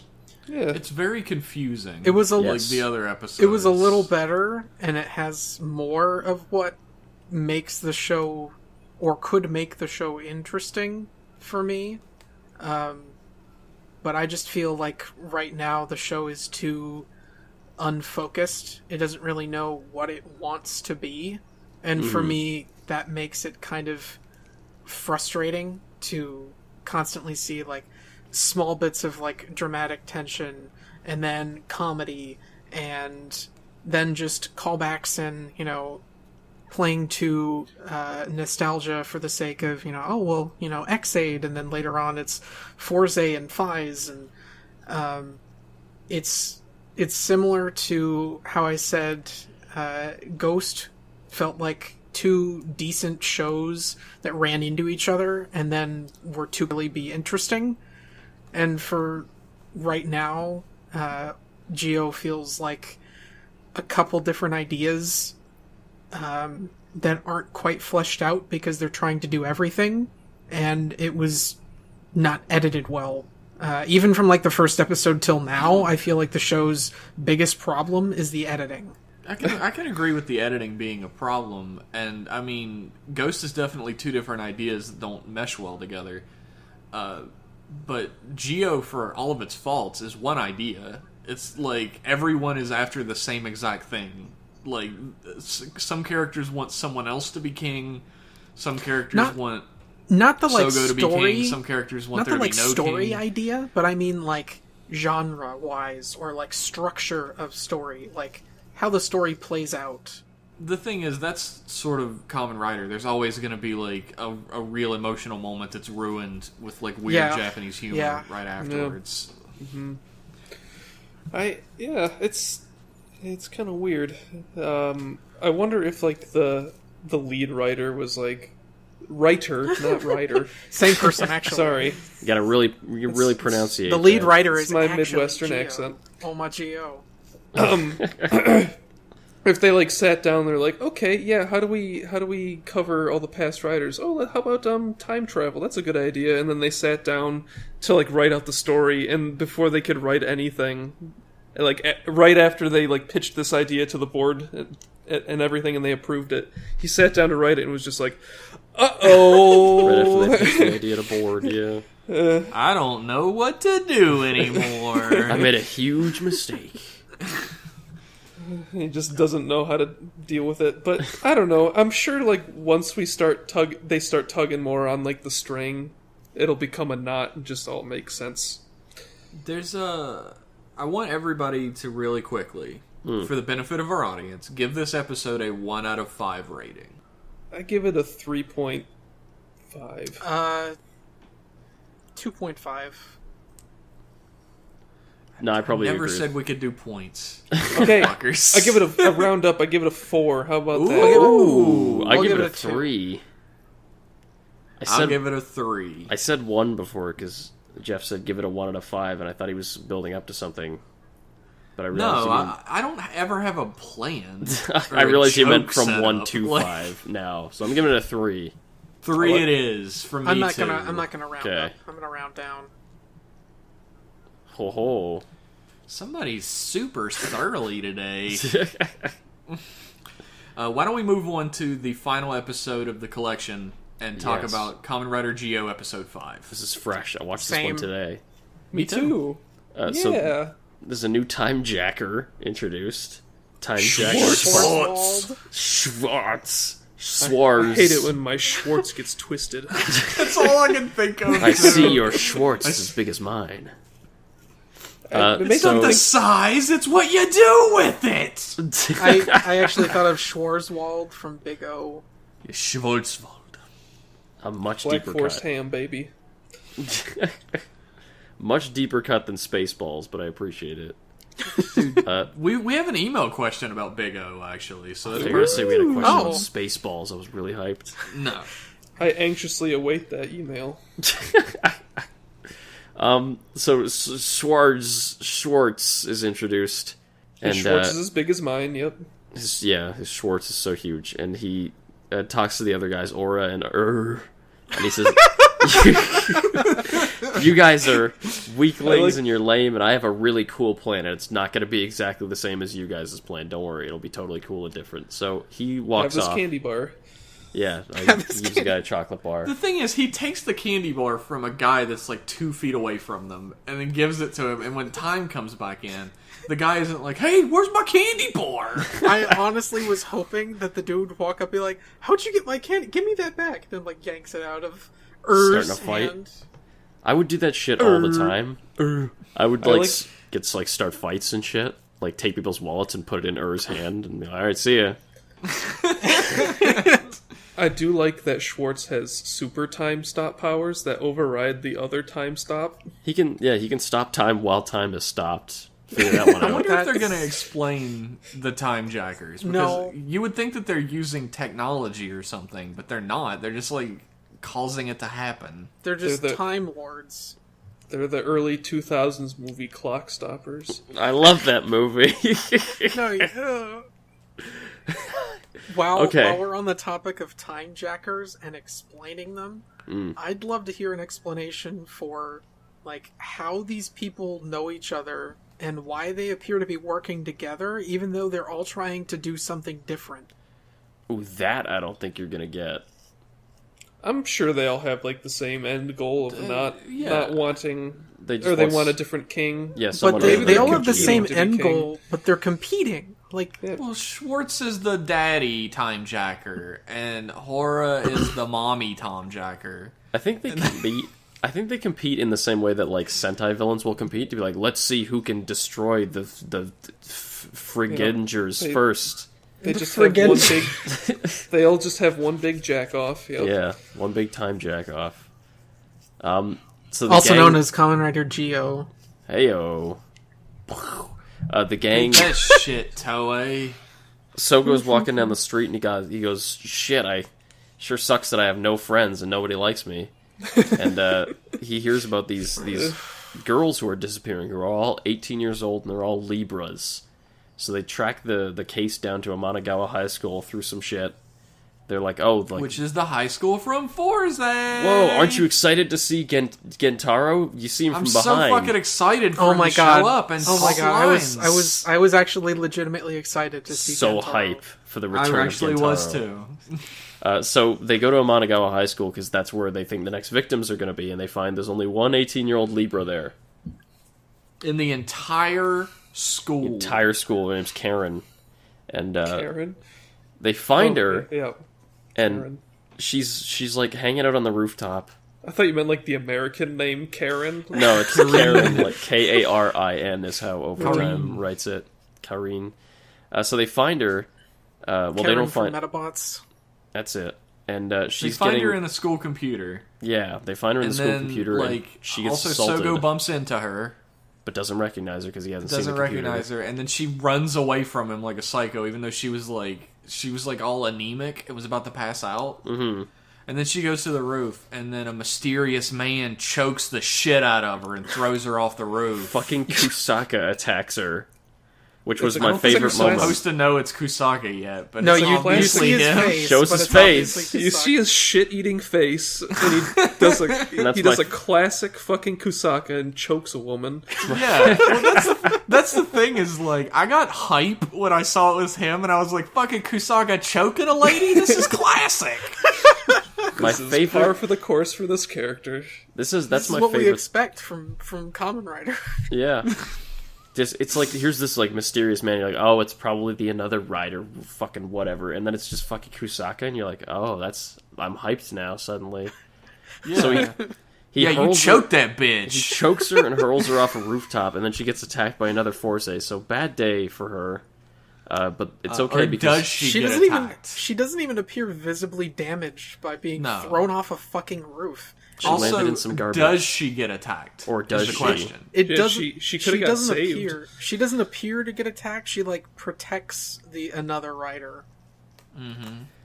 So she gets attacked by another Heisei. Or not? Or not. not. There's a big fight. Another Heisei runs off. They fight him to a standstill, and he runs off. And the girl, Karen, also runs off.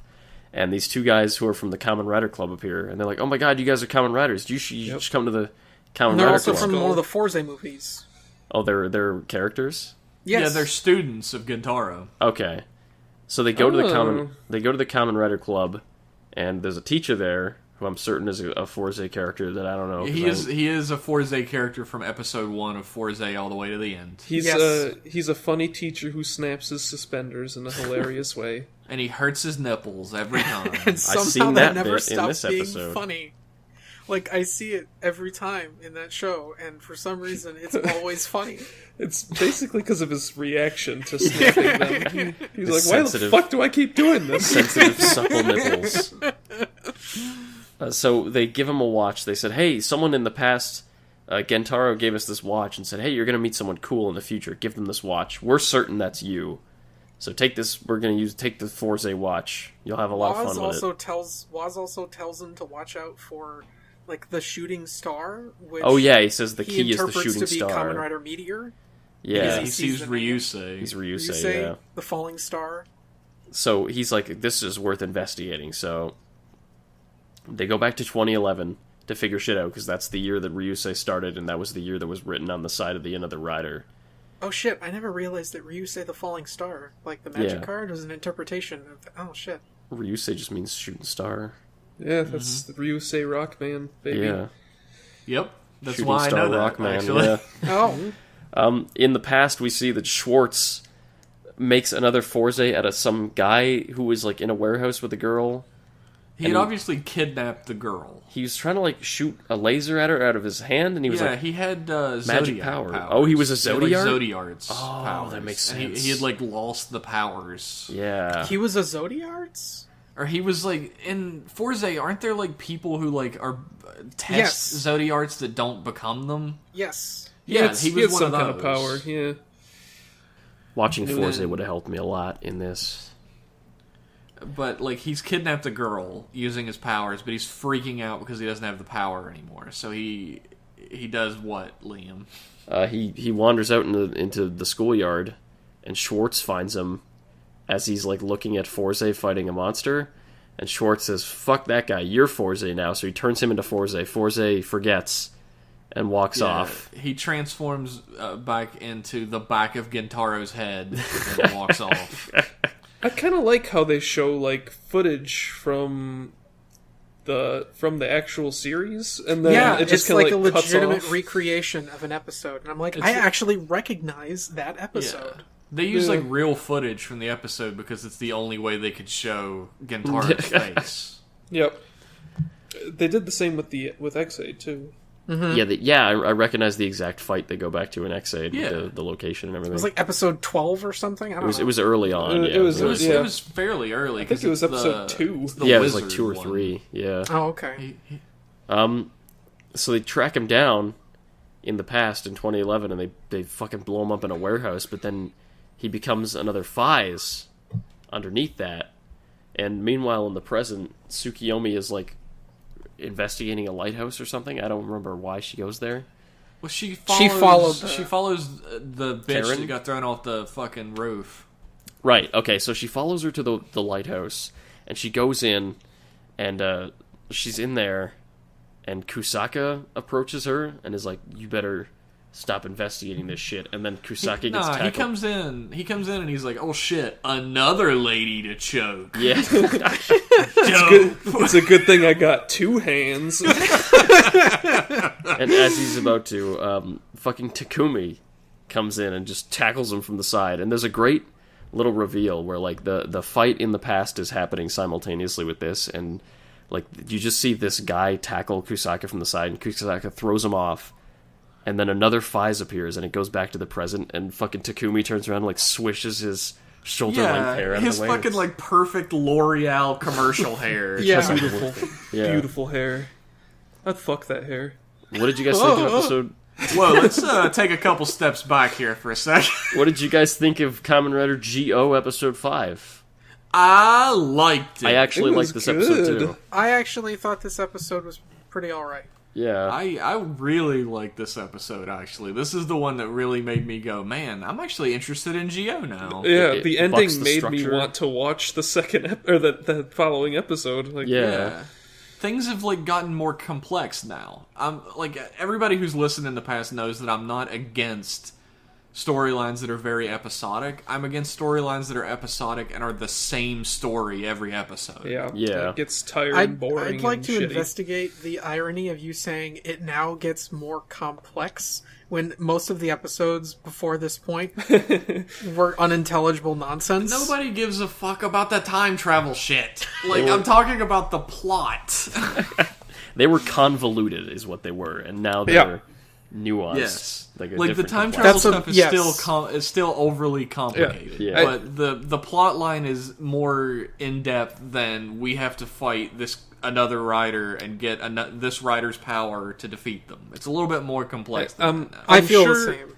I'm sure later in the series, like, none of this time travel shit is gonna matter at all. Like, with the going back and doing this and then going over there. Like, you know, like, all those tired, like, mechanics of the show. Same with, like, X-Aid, where they just... No more meatball monsters after, like, episode 13. Like, Yeah. There's definitely going to have to be a shift at some point because there's only so many another riders, right? Eventually, they stop using the stupid vehicles to travel between the mirror world because that was dumb. Tatakai. I wonder how many people have like voice clips of you saying that line from every episode we've ever Probably mentioned just that link show. them up together, back to back. 33 hours of Liam saying Tatakai. Tatakai. Tatakai. it's fucking great. It's a great shit. Great Like shit. I was really impressed with the way this episode flows very well for having like time travel shit in it. Mhm. It's not overly complicated. You know when everything is happening, and the 'Cause- characters are engaging in what they're doing. Yeah, it's a good time. I really enjoyed it. I like that they're mixing up the roles of legendary riders in this episode. Like, it's not just, oh, I'm appearing from my series to help you win this week's episode. It's like Exactly. the first one is choking somebody out, and then the second one is tackling the person in a lighthouse abandoned. It's like, I'm really excited to know. Like, part of me really wants this entire thing with Kusaka and Takumi to be a part of the Omagio thing. Fuck Like, they yeah. know something about it, and they have two different goals about it. I want Kusaka to make vague reference to the fact that he's been part of this crossover shit before, and he knows the game. He's like, I've been in these clusterfucks like 3 times before. I know what's going on now. Don't Yeah. ask any questions about time Shouldn't travel. he be fucking like double dip dog dead at this point? Like, Yeah, he's double not to dust. spoil anything, but not to spoil anything, but he dies yeah, twice, like 6 So- times. Well, we're in the timeline where Build and Cross are the only riders, I think. No, they're gone. They forgot. Well, no, they've forgotten, but does that mean that the timeline from the end of Build now leads to them no longer being riders either? Yes. I wonder No. if there's a timeline Or where no. Kusaka No. is a bird. They forgot that they were riders, and Evolt came and blew up their world Oh no, that's because they were R.I.P. riders to stop them. Fucking, God, that's the I worst was- timeline. I was super. I've never been like the biggest Kusaka fan or anything, but just That's seeing me. him choke that lady was like, man, this is going places. Yeah, it's my it's God. like he never stopped choking. Learning about ladies. Jeff. I can't like. I was trying to figure out a way to word the fact that I thought that scene was like cool and could lead to more interesting things without making me seem like a weird pervert. But then I was like, nah, I'm just gonna go for it. Just Embrace being a weird pervert. a sex weirdo. Sex. Yeah. I was just gonna say Seth that. God damn Pennington, it. sex weirdo. Oh, it's I don't know. Like, I just think it's really cool that Faiz and Kaisa are having like more of an important role than just here I am, I lost my powers, here's my watch. Yeah. I hope Hey, it's more than did that. either of you see my tweet where I said I really hoped Faiz throws the ride watch at Geo and he's like crouched on the ground? I saw that one. Hits the side of his head from off screen. Yeah. Maybe Faiz is like part of the Time Gang or something with Tsukuyomi because she's got like that Faiz pistol. She does have the Faiz phone. Exactly. It's yeah. There's a toy of that thing now. It's just like a gun, I guess. That would be a great fun little like future twist and like not explain how Faiz is part of this. And Tsukuyomi doesn't understand it either, but he like hints towards her having something to do with it. Yeah, and then because in the turns point out that she five, does it in the future. in the point 5, they straight up say they don't know who the hell Faiz is, even though they have the Faiz phone, and they go into like depth of, well, hold on, you have the Faiz phone, and then there's Faiz, and they even go through the trouble of, can you call Tsukuyomi, and it plays the Faiz sound effects, and then they're like, well, your name is Tokiwa Sogo, and Shotaro Ishinomori is from Tokiwa So, and your name is Tokiwa So Go, and it's just kind of a, again, it's one of those things where the show is trying to be tongue-in-cheek. Go but fuck yourself. If I was a Japanese citizen, I would be fucking uproariously laughing at these puns, but unfortunately I don't fucking get it. It's the Maha Go, so the Mach 6 in the Speed Racer movie makes no fucking sense. That is such a sore point for you. He's right, though. It doesn't make any fucking sense.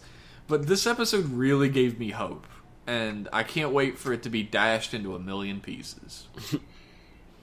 It's definitely, the first 5 episodes are like a stairway of quality where, like, hell, just an hour ago we were shitting all over this show, and now episode 5 we're all like, yeah, it's quite good, and it improves a lot. Like, so hopefully it stays interesting, and it holds my attention, and it uses its past cast members really well, like it does in episode 5. I would give episode 5 a 4 out of 5. Yeah, actually, I actually liked it. 4 out of 5s. Mm-hmm. Oh, I would give it a 3.5. 4 out of 5s.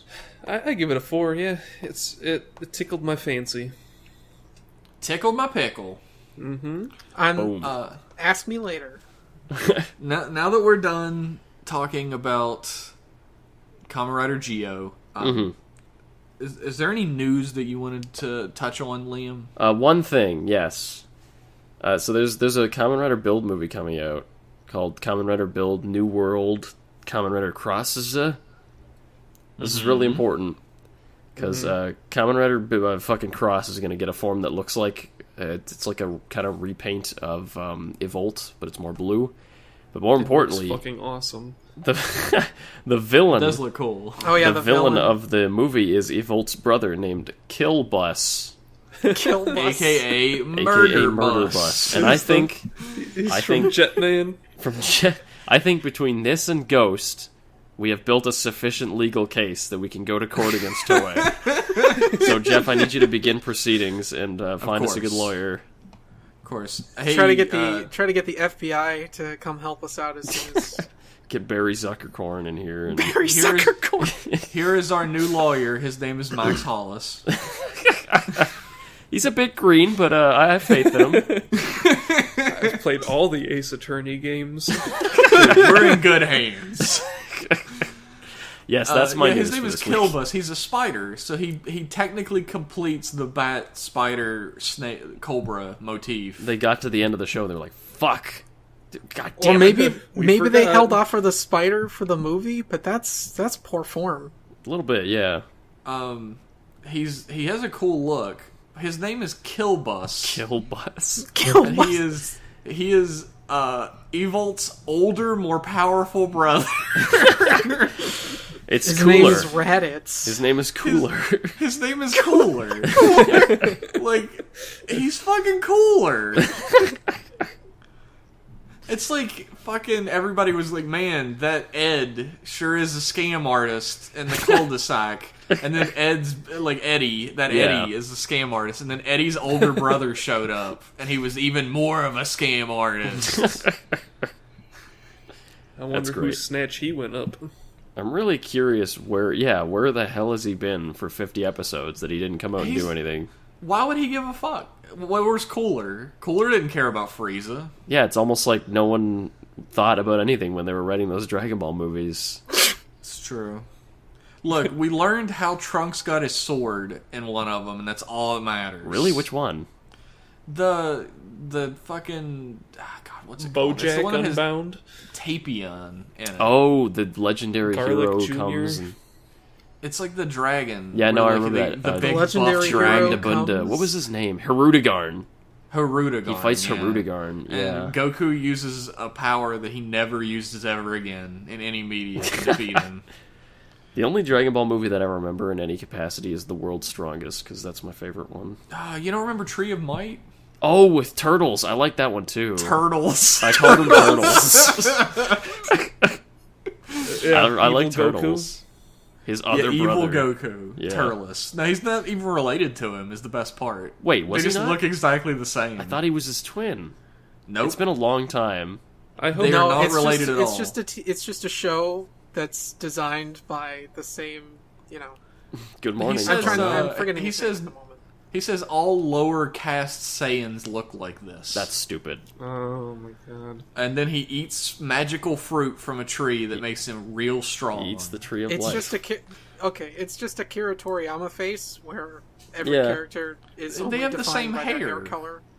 Every character has different hair. Yeah. I hope that they put him in Dragon Ball Fighters, so there's another Goku that can play as. Everybody complained about regular Goku being put in, but it's all I wanted. I like regular Goku. All I wanted out of that game was All- regular Goku. All I want is Makeo Ken. What about Yeah. Is Son Goku in it? Like Yeah, tail regular Goku, as- like not Oh, like no. Dragon Ball like Dragon little Ball Goku, like kid Yeah. Goku. No. No, Yeah. he's not in it. Super Saiyan Goku's in there, Blue Goku's in there, Black Goku's in there, and Base Goku is in there. And Fused Goku. Fused And Goku? fused And Zamasu. Vegito. And Yeah. Goku Black. And Goku Goku Black Fused. And Goku... Fused Zamasu. Goku I always You know, get a kick. This just reminds me of everybody Chicken. that were Goku like, Beef. It was Goku Ultra. Fruit Stripes Bubblegum. Ultra there Goku was, 2 Turbo. There was fucking like all people were still like constantly begging Nintendo to put Goku in Super Smash Brothers, even though it makes no fucking sense, right? But my favorite thing about It's that, gonna fucking happen, because I hate myself. my favorite thing about that is if they do put Goku in it, the very instant that video goes up, the first comment is gonna be like, "Put Vegeta in," and that's all anybody's ever gonna say. I used to say, oh, that would be so stupid, but honestly, if you told me tomorrow that Goku was in Smash Brothers, I'd be happy about it. Fuck it. I like Goku. I know it would never happen because he's not a video game character, but if it happened, I also like Goku, but I don't really want him to be in Smash. I'd rather have Isaac or Gino. Who? Isaac. Who? Isaac, I would- you know. Hayes? Isaac Clarke. Oh, Fucking chef. get me Isaac Hayes, yeah. Isaac Ball. I got everything I wanted from Smash Brothers. I Honestly- got Mega Man in. I got Simon Belmont Simon in. Belmont in. I like Dark Samus being in. That's cool as heck.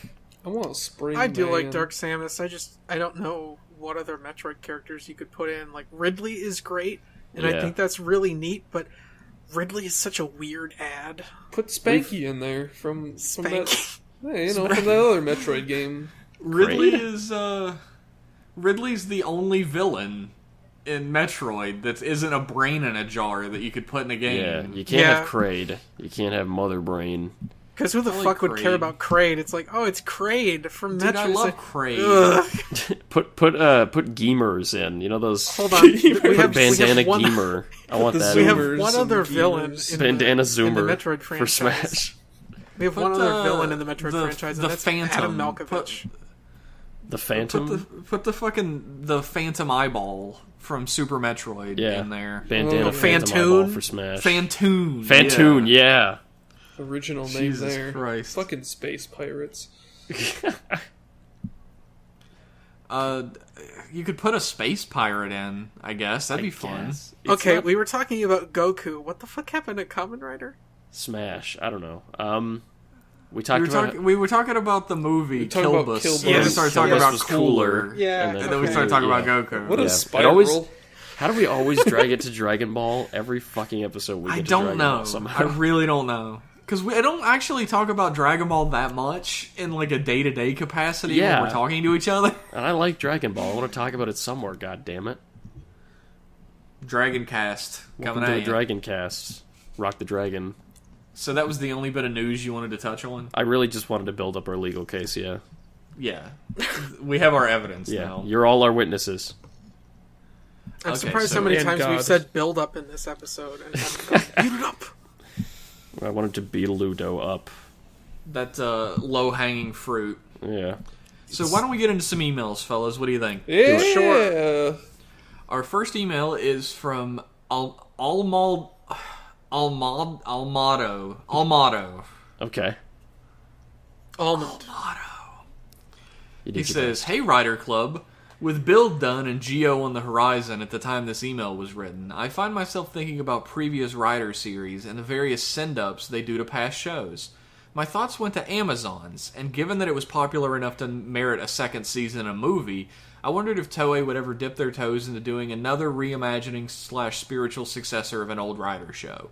What Showa or early Heisei series do you guys think would make for an interesting inspiration for a series with an Amazon-style format? I feel like we've dodged this question a lot. I Black. swear we've answered it before, but I don't think Max and Tamaz have. Yeah, we dodged it quite a lot as Yeah. well. So, what is it, boys? I mean, wait. Black already has one with Black RX, which is just kind of... No. Fuck Doesn't you. count. How about Kuga, right? Like, do like a Kuga-style series where you can actually show the gore and shit that the Grongi got up to, and have, like, Kuga also be a Grongi? There's already Have, some like, pretty huge- monstrous shit in Kuga. Yeah, that'd probably work. Have, like, do like a Kugas. Kugas. There's How- two Kugas. Kugas this time. How about a G3 series where he's just on the beat? Oh, I'd I be down really for like that. that idea. And That would be really cool. It couldn't be the same guys, of course, because it's a reimagining, but you could have, like, similar type of characters. yeah, G3 cop drama. just like have Kamen Rider RoboCop fight things. The theme song I will be guess. Bad Boys. Yeah, and then Bad and then he boys, shoots bad off a boys. guy's penis through a.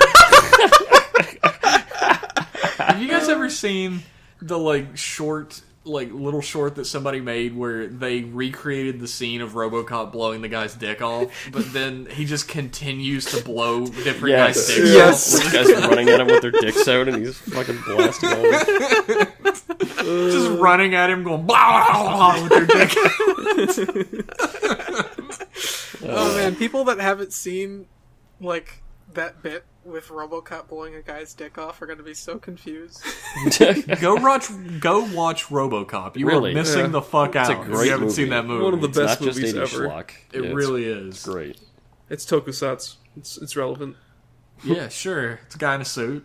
Yeah. Special effects. Fuck you. Created by the people that he tries to defeat. Wow. Oh, This runs deep. damn. It's a Kamen Rider. Shit. Yeah. Liam, did you have an answer? I think way back I said stronger. Because Strongers. stronger. I think Strongers. there's any Rider series about being a cyborg, you could definitely delve a lot deeper into the horror of waking up and not being a full human anymore against your will. So really, I picked Stronger because I like Stronger, but really you could do it with any of the... You could do the original or X or fucking... I wouldn't want to see Stronger just because the villains would be too scary to show on camera. Oh my god. That makes it all the better. I want to see General Shadow. Oh Fucking- god. No.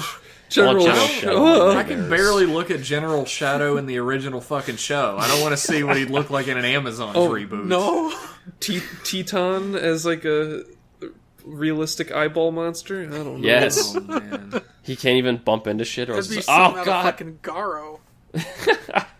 His eyes are just constantly, like, slamming shut and turning red. Like, ah, fuck! Dust! Ah! wind is blowing and he can't fucking open any of his eyes. He has to put on his reading glasses, and it's just like a big old mess of lenses.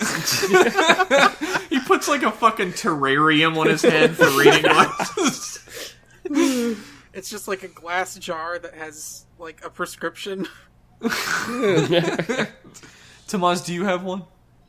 I didn't want to be like, oh, here's the guy that always talks about fucking Kuga.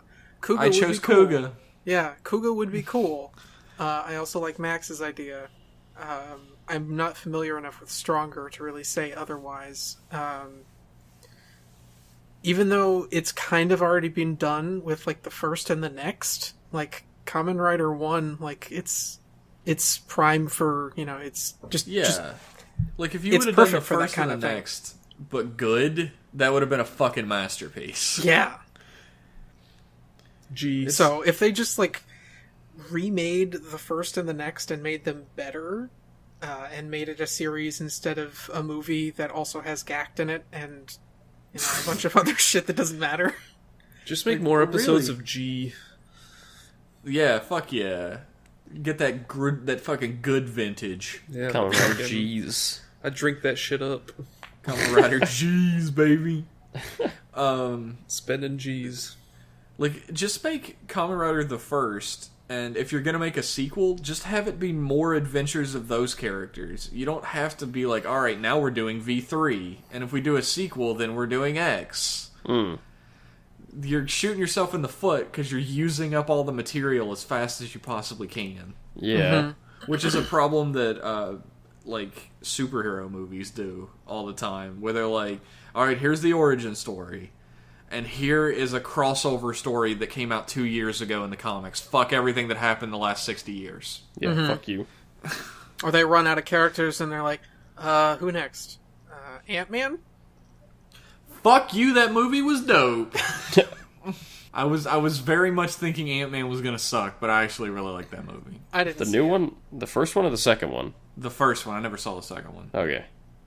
Who's that one DC character who's got like the red trench coat? The Crimson something? Crimson Avenger? The Crimson Avenger? Yeah, they should make a movie Yeah. out of that guy in the DC cinematic universe. Honestly, the further you get away from the big tentpole characters, the better they seem to get, so... Yeah. Make a Question movie.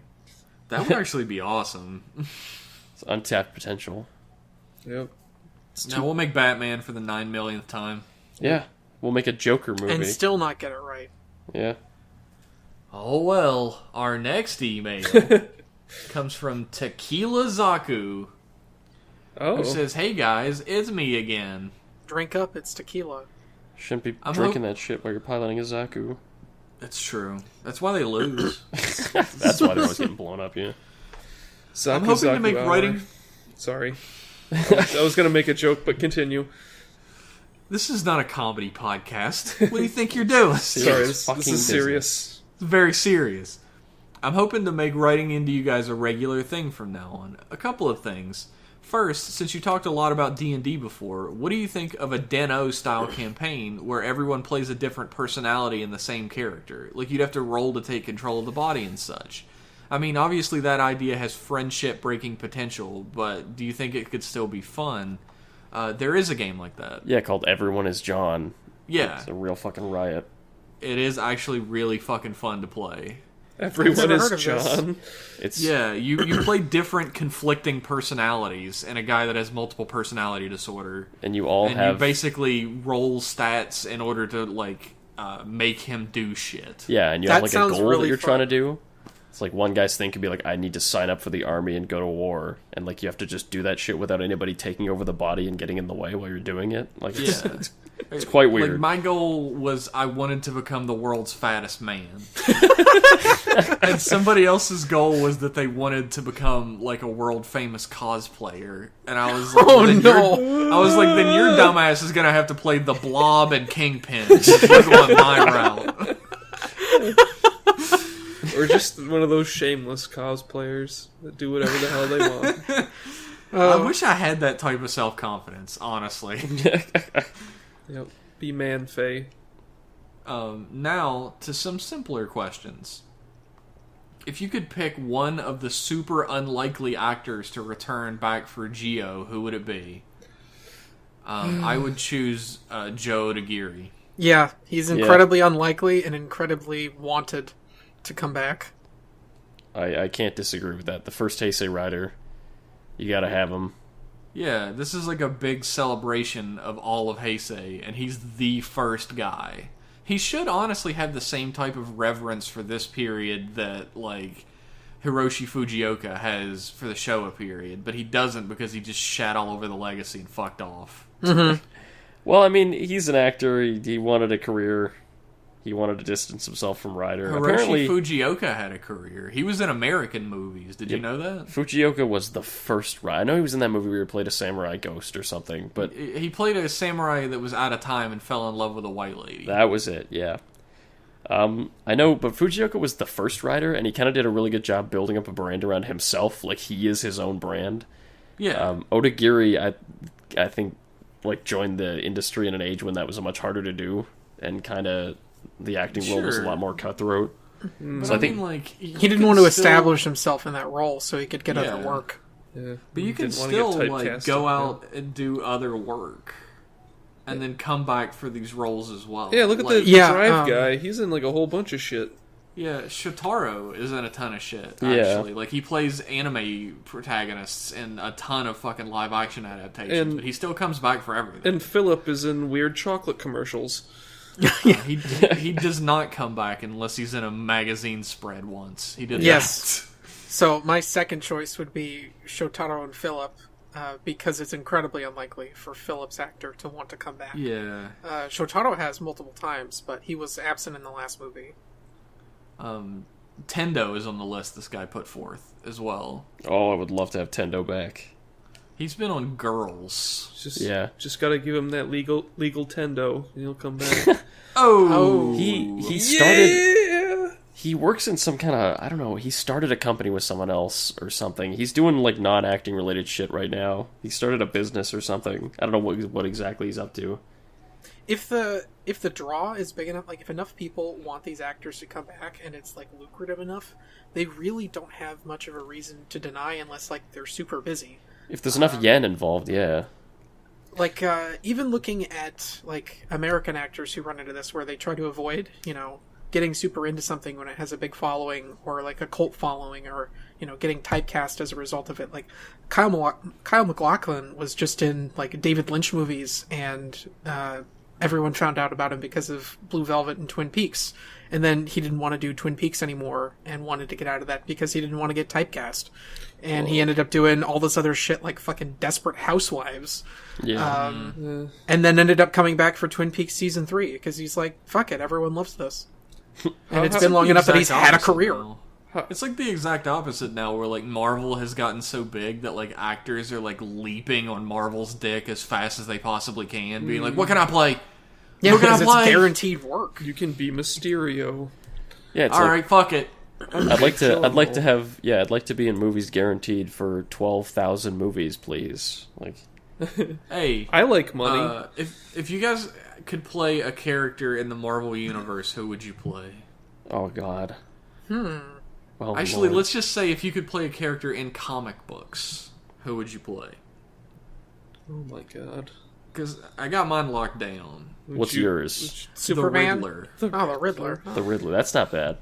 I would absolutely fucking play the Riddler. And I would do like the animated series version where he's like a super computer tech guy and makes holograms. Would you be the one in the suit or like the skin tight Oh, stupid? dude, bulge all day long. Nah, it would be the suit with the roller derby. Oh, I like that And the one a cane lot. that has the question mark on it. That's a toughie, Jeff. That's a really hard question. I want to be Foggy You can Nelson. think about it while we do other things. Okay. We'll come back to it. Also, if I was going to be in a Marvel movie, I would want to be like some shitty, like, I would be Arcade, the X-Men villain. I just think that would be hilarious. I'd be Crimson Dynamo. I would like to be Captain Rectitude. I feel like you guys aren't taking this question seriously. I don't know, man. Tequila Zaku does have a good question we can think about in the meantime. What's that? Why do you think it was Sentai that first received a Western adaptation and not Kamen Rider? It seems like the lone vigilante would have had much more Western appeal than the slightly more zany hero team. I actually have a good answer for this. I have one because- too. I do too. It's just bursting tonight. I listened to a podcast called How I Built This. It's an NPR podcast where they had Haim Saban on, and he talked about how His he money? Well, yes, his money. He talked about how he built Power Rangers and other properties as such, and he said that he was on a business trip in Japan, and I'm trying to remember, like, the name of what became Mighty Morphin Power Rangers. Jew Ranger? I was going to say Jew Jew Ranger. Ranger, but for some reason I felt that was wrong. But so in Haim Saban's hotel room, Jew Ranger came on, and he's like, this actually looks like something, like anyone could enjoy. Like, there's no reason something like this couldn't do well in, like, the States. So he ended up, I believe he already had, if not, like, Saban, like, as a company. Like, I don't know if that was, like, a thing yet, but he was mostly known for doing jingles for animated shows and doing music for those shows because you got more airtime with those shows. Like, he was a businessman through and through, and was just bent on, like, how can I make as much money with the amount of work, like, as much money as I can with the amount of work that I put in. And so he built up Mighty Morphin Power Rangers around it because he happened to see it on television. And Yeah, So that's cool. that That's seems like a real thing, world yeah. reason. I had like a sort of time and place reason. it is kind of a time and place. Like it was appropriate for the time or something? Is that what you're because saying? like you have to think about the early '90s. Like everything that was geared towards children during the early '90s was about teamwork and friendship. Yeah, that's like true. all of children's media, like from movies, like all the way down to like Arthur on PBS. Everything was about friendship and teamwork overcoming everything.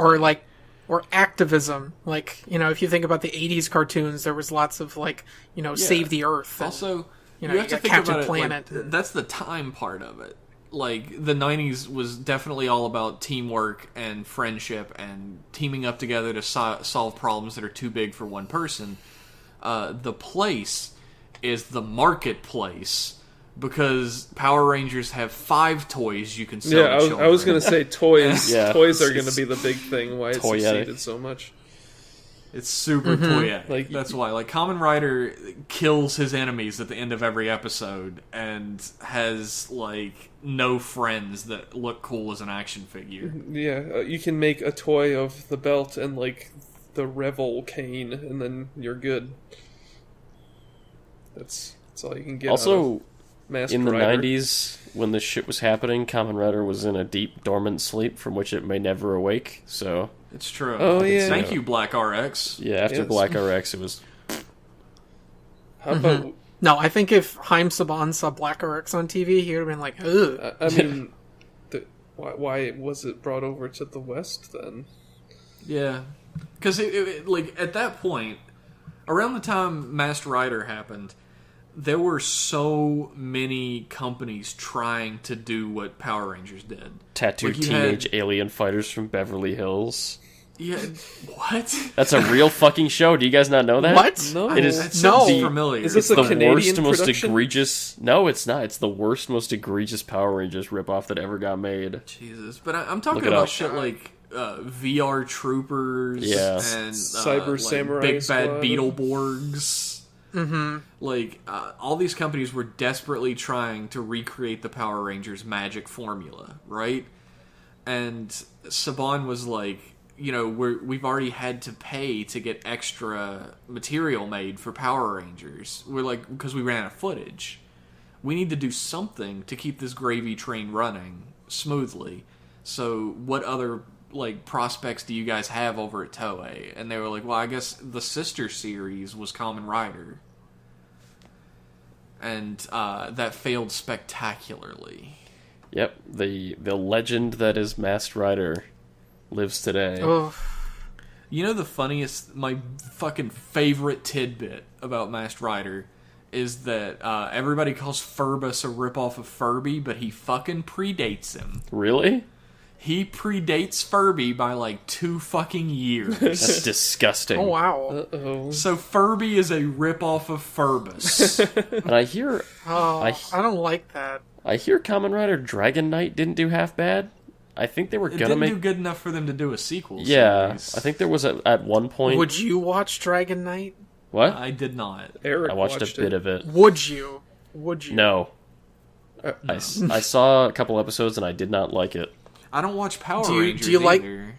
No. Do you like the bits where whenever they transform, they scream Kamen Rider? No. I like the guy who kept doing ridiculous faces into the camera on Like purpose every sneaking time he them. did it. Yeah.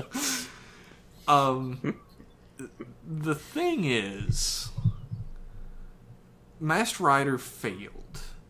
Dragon Knight did just okay.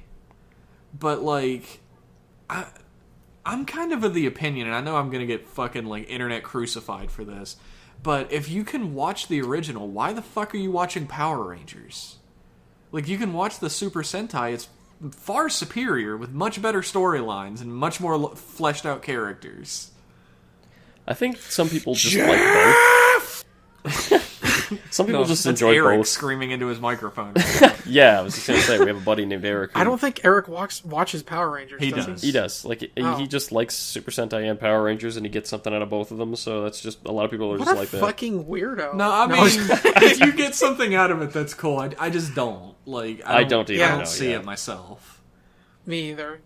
Um, Like, if you want to watch it, you enjoy it, cool. It's just like I don't get it. Tequila Zaku finishes his email by saying, "Well, that's pretty much it. Thanks for reading my email, and really hope the rest of you are enjoying Geo, because I know Tomas isn't." Tomas, would you be happy if, Called it. if Joe Odagiri just showed up for one frame, or like one shot where he just turns around and gives a thumbs up to the camera? I could probably die happy. Okay. I think I prefer. What if one... he turned around at the camera and gave a thumbs up, but with his penis? I think I prefer your I original. would wonder how that got past the censors. I like your original idea, Max, where it's one frame, like just in the middle of a scene, just spliced in, like you barely see it. But boom, there he is. It's like That's all we can afford. Blink It's like and an you miss Emmett Nervend frame in Freakazoid. We're all watching it and go, "Wait, what the fuck was that? Hold Did on." anybody else catch that shit? Yeah. Our next email It is turns out that they actually didn't plan to put it in the episode. Someone hacked into Toei and managed to slip it into the episode. someone named Tomas. Ah, shit, I knew I shouldn't talk about it. Our I next just gave it email away. is from Timeline, Hey, who says, "Hey guys, Hey. Kamen Rider, dude, your name is very appropriate now. yeah, shit. Holy fuck." Anyway, Kamen Rider has been having a problem lately where there are so many forms that often don't have individual uses anymore. Riders will change form and then just keep punching a lot of the time. What do you guys think of the unique powers of Geo's rider forms are actually going to be? Especially Kuga and Agito, which didn't have gimmick items in their series. Thanks, Timeline. Well, I mean, they're gonna have Clock They- Up and Kabuto probably. Didn't you say Well, yeah? Kuga. Oh, Kuga Kuga. Nagito. Well, he's going to have the different Kuga, weapons. it's just going to be Sorry. the kick. He's going to have the different weapons. Yeah, that's Kuga's kind of Uh, thing that you can use. I guess I wanted to hear Yeah. Kabuto, so I just thought Kabuto. But Here's the thing, like you say, it's true. Most riders will change forms to just punch.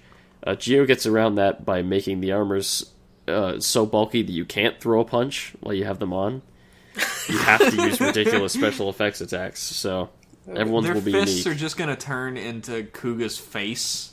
Like, his fists are just going to God, be two have- giant Kuga faces that he punches with. Have you seen the Gaim armor? No, I haven't. Is it crazy? Oh my... It's ridiculous. They all look like they're like. You guys ever see the movie A Christmas Story? With the Yes. remember the The Unfortunately. kid with the million coats Yeah, on? I can't put my Yeah. arms down. that's the Geo armors. Oh. That's super fucking on the nose. Like, they look like linebackers. Like, Seriously. when he was wearing the armor. Like some of them, like, Especially when he was wearing X-Aid's armor. He looked like a fucking linebacker. Yeah, big like, old Build fucking was hammer like- arms. build was like, okay. Like, X8 was like, this is getting pretty ridiculous. Heisei's like, I'm a tank. Like, welcome. I'm going to rocket you out of a tank. Like, fuck off. I think Agito's might be a little more difficult because he also just kind of has weapons for his forms. He just has like a stick. Yeah. Unless it's, I mean, yeah, there's really no ability that like, I forget the name of the like burning Agito or Shining Agito. whatever. Shining Agito. Or burning, yeah. Shining Agito gets the like stick that has the two blades on it that like shink out.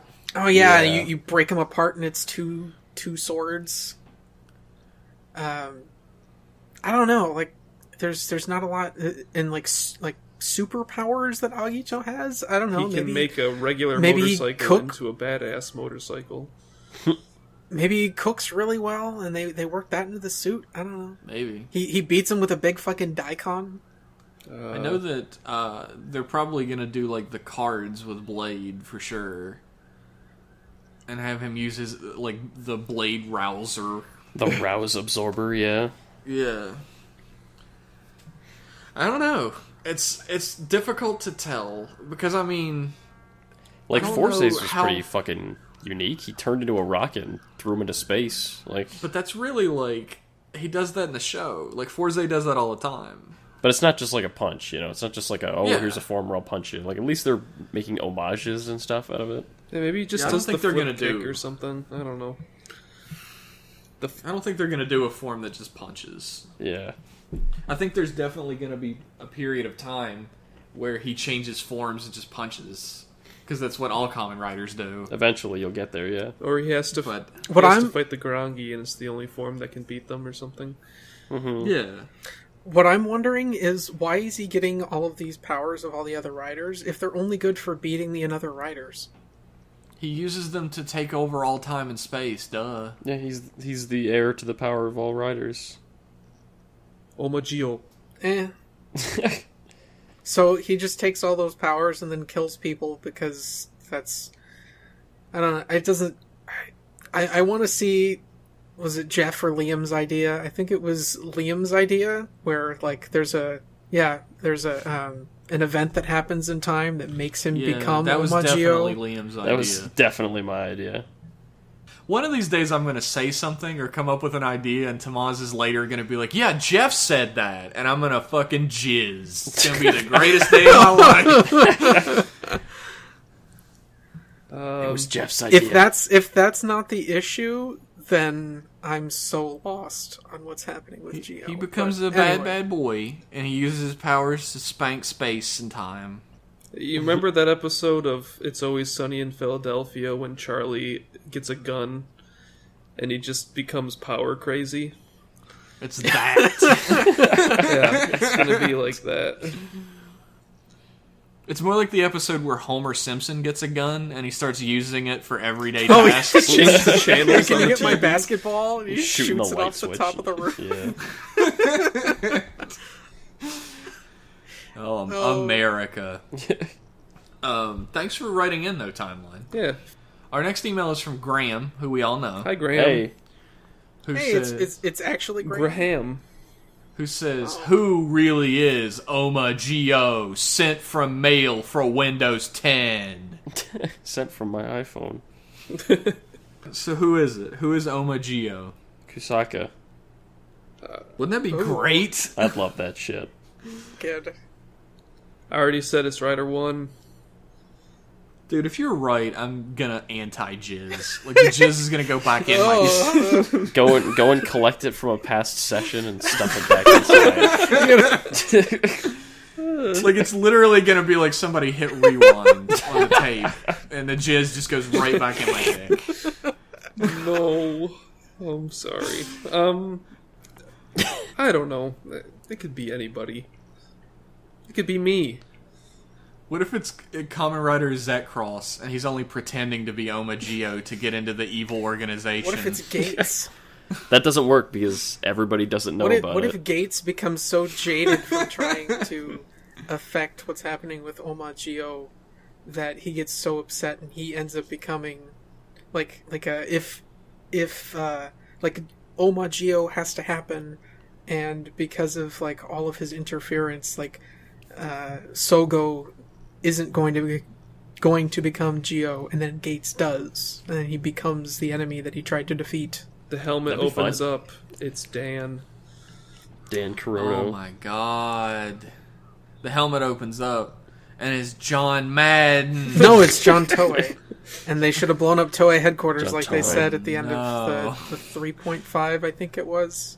But they said they were going to blow up Toei headquarters. Yeah, our hero, Sogo, says, let's blow up Toei headquarters. I'm with him there. Oh, we can't figure out who Omagio is because the character who's going to show up 30 to 50% of the way through the show that it turns out to be hasn't shown up yet. It'll be a background character that we never Thanks for looked your at. email, Graham. It's Gates's dad that's been in prison. Oh, It's fucking Gates' dad who's been in a cell phone. He's been in a fucking iPad the whole time. Our next email It's Gates's is... dad who's actually an evil space entity. There you go. It's everyone's dad. Holy shit. Everybody's dad's an asshole. Our next email is from Zagabator.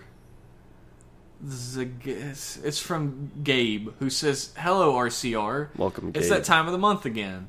Look forward to the show, guys." oh, Thank you. Hey. Here's a quick question for you all. Which of the following is more convoluted? The lore of Kingdom Hearts, or the episodes where Geo is going to be visiting Deno's universe? the lore of Kingdom Hearts. Probably Kingdom Hearts. I'd go with that one. Somebody, fucking, it might have been Donkey. I don't know. Somebody said that Kingdom Hearts is like a slightly more confusing version of the Metal Gear timeline. I mean, I can make And sense that of tells that you timeline. everything you need to know. I kept up with Metal Gear pretty good. I haven't played Kingdom Hearts ever. I haven't either. From the outside looking in, Kingdom Hearts is fucking insane. It is. Yeah. Kingdom Hearts is a giant mess that, for some reason, some people have decided that they want to spend their time deciphering it. And for me, it just got to the point where I skip all the cutscenes because the games are kind of fun. Dude, there's probably a period once a year where I'm like, man, I feel like I'm finally ready to know what the story of Kingdom Hearts is. I'm gonna go research it. And I always leave going, I'm never fucking doing that again. I don't know who the fuck Xehanort is. I don't know who the fuck Okay, so the answer Ansem to Xehanort is everyone is Xehanort. That's it. Okay. Everyone's a tomato. Everyone is a Xehanort or a Xehanort clone. What about Ansem? Ansem is a Xehanort from another time. Actually, no. It depends. Are you talking about the Ansem that's actually Yeah, fucking Ansem? exactly, Or the Tomas. or the Zemnis that is Xehanort that's like a copy of him that becomes Ansem. Which this one is where Goofy? This is where this all fucking starts to go. And like it's, which it's which one is stupid. Goofy? Goofy's Goofy. Ansem is a band in the 90s that made the popular song Mbop. Did you know that Skrillex is okay? So there's a set of characters in the Kingdom Hearts universe called the Organization 13, and all their names are anagrams of their original names with X thrown into it. Sure. Skrillex is a Kingdom Hearts anagram of the word killer, Oh, did you and know he's that he's a Kingdom Hearts fan, and he also has music in Kingdom Hearts 3. Yeah, did you know that he's doing the title theme to Kingdom Hearts 3? Yeah, he is. So he's legitimately been a Kingdom Hearts fan for a really long time, and Did you- his show name is a Kingdom Hearts reference. Did you know that when they were making Kingdom Hearts, they were like, I want to have the main character be Mickey Mouse, and you're gonna fight all these crazy monsters as Mickey Mouse. And Disney was like, no, you can't make Mickey Mouse do fun things anymore. And they were And now like, Mickey well, Mouse in the games is even more insane than the original idea. Is he Luke Skywalker? he's Yoda. Oh, He's Yoda. He's Lil Yodi. I feel like I'm He taking runs some around of saying, that "Gosh, peyote. Sora, you gotta defeat Kingdom Hearts. Woohoo!" I don't fucking. Oh boy, Gosh. let's go to Kingdom Hearts. Oh boy. Gosh. gonna lock- This I'm timeline gonna is lock Alola up in fucked. the darkness until she defeats Sansa. All I know about Kingdom Hearts is this screenshot I saw of a guy in a black robe choking Mickey against a wall. And I was like, that's all I need. I don't need context on that. I got all the choke me out, bro. entertainment out of that I could ever want. Thanks for your answers, listener. Since the weekly format, Gabe. Thanks, Hey, I don't know how Gabe. to say your Saboteur name. Gabator, maybe? The Gabator? This is a Hanort. Oh, Our next email is from Don Piantis, who Hello, says, "Hey Piantis. RCR, I'm gonna miss Build a lot, especially Sento and Banjo's romance. It was the most consistent." Oh, he said bromance. Oh well. Same It was thing. the most thing. consistent. I'll overlook it this time. It was the most consistent and most high-stakes series I've seen in a while since Gaim. Also, I think it's the first series to keep the same villain from beginning to end, so bravo to the writer. I don't know. shit. Does Agito's Overlord of Darkness count? And I think it does. I think I would count him. Questions. I mean, One. Ryuki, the villain, stays the same. It's always just, yeah. The real Kenzaki villain Shiro. of Ryuki is the avarice in our own Yeah, it's hearts. That's true. It's a deep show. Questions. Wouldn't expect One, most people I'm to understand curious that, of what though. your guys' opinions on the X-Aid movies, True Ending and Another Ending are. I didn't watch I it. didn't see it either. I didn't watch him because I don't care. I wanted to see it, but I didn't. Oh man, I have True Ending on my computer, and by the time X8 was done, I didn't want to look at any extra materials for it. So I think it's probably better to assume that we haven't watched extraneous materials than to think we may have. like some shows I will enjoy, and I'll be like, yeah, I want to see some extra material for this. And X8 I did that with Drive. Yeah, X8 I enjoyed, but not that much. And plus, they threw so many fucking V cinemas and shit at us afterwards, where it's like every character gets their own movie, and I was like, I don't want to engage in all this. Yeah, I didn't pretty even much really sums like it any up. of the characters in X8 except for Emu. I liked Hero. I liked most of them by the end. Yeah, it's just like you said, there's just so many extraneous materials, and I'm like, I don't care that much. Hell, I even About like X8. Parade. I'll survive without seeing that shit. Yeah, I liked Parrot. Did you guys not like Parrot? At the end, I did. I was okay Yeah. with Parrot. Yeah, I really fucking loved him and Emu becoming best friends for life. It was a cool development. I liked his pants. Question 2. What are some embarrassing moments you guys find in Kamen Rider? Please do not answer with Kamen Rider Ghost. For me, it would be the time people witnessed Yui from Ryuki smashing a window like a crazy person. Also, Excel's fashion sense of wearing all red leather despite being a policeman, and if I recall, a non-disclosed Kamen Rider. I like how he gets the blue leather jacket when he gets trial form. Like, his fucking clothing gets an upgrade. I find, like, I don't know, I hate to harp on it, because, like, a lot of Japanese humor I do find funny, but there's sometimes when, like, some real goofy, over-the-top Japanese-style humor is happening where I'm just, like, I'm embarrassed that I'm watching this show. Like Peepo Bells. Yes. Oh god, that was incredibly hard to watch. I got embarrassed watching this. I got embarrassed watching Geo when, like, I was sitting there and there were two giant, horrible CGI robots fighting on screen, and I was just And you're just "Why like, am I please, no one watching watch this?" it. You're Walk in covering and up the judge me. monitor, just like, Yeah. Like, Your this mom is walks this in is- while you're playing a game and the characters start kissing and you're like, oh. Yeah. No. That's not what happened. My mom would have to travel very fucking far to walk in on me yanking it to anime game. I mean, playing it. Yeah. Totally.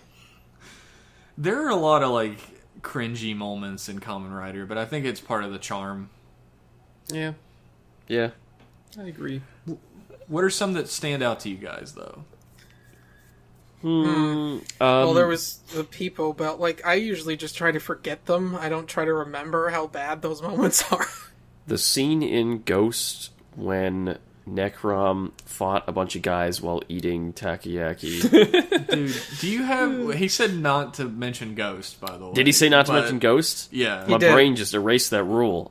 Every so often we get... Like, it hasn't happened for a while since the show's been off the air for a while, but we would get a message where people were, like, outright angry with us that we didn't see how awesome that scene was. God, Where he was eating takoyaki and passionately fighting mooks. I was really upset. Talk about fucking jerking off. Outside of Ghost, that's tough. That's a tough answer. Were we now. talking about embarrassing moments that were just like shitty to watch or something?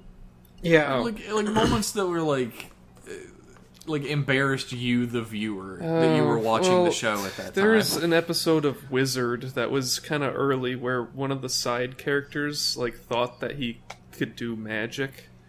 And he's like showing everyone like, check this out, I can make a fire with my finger and it's super cool. And then he like gets put on TV and he's everyone's like, oh, watch this guy, he's super magic, he can make fire come out of his fingers. And then like once the camera starts rolling, he can't do it anymore. And it's like really, you get like that secondhand embarrassment. And also so awkward that you feel it yourself. and also like what he's saying to like make the magic happen is I think is kind of embarrassing.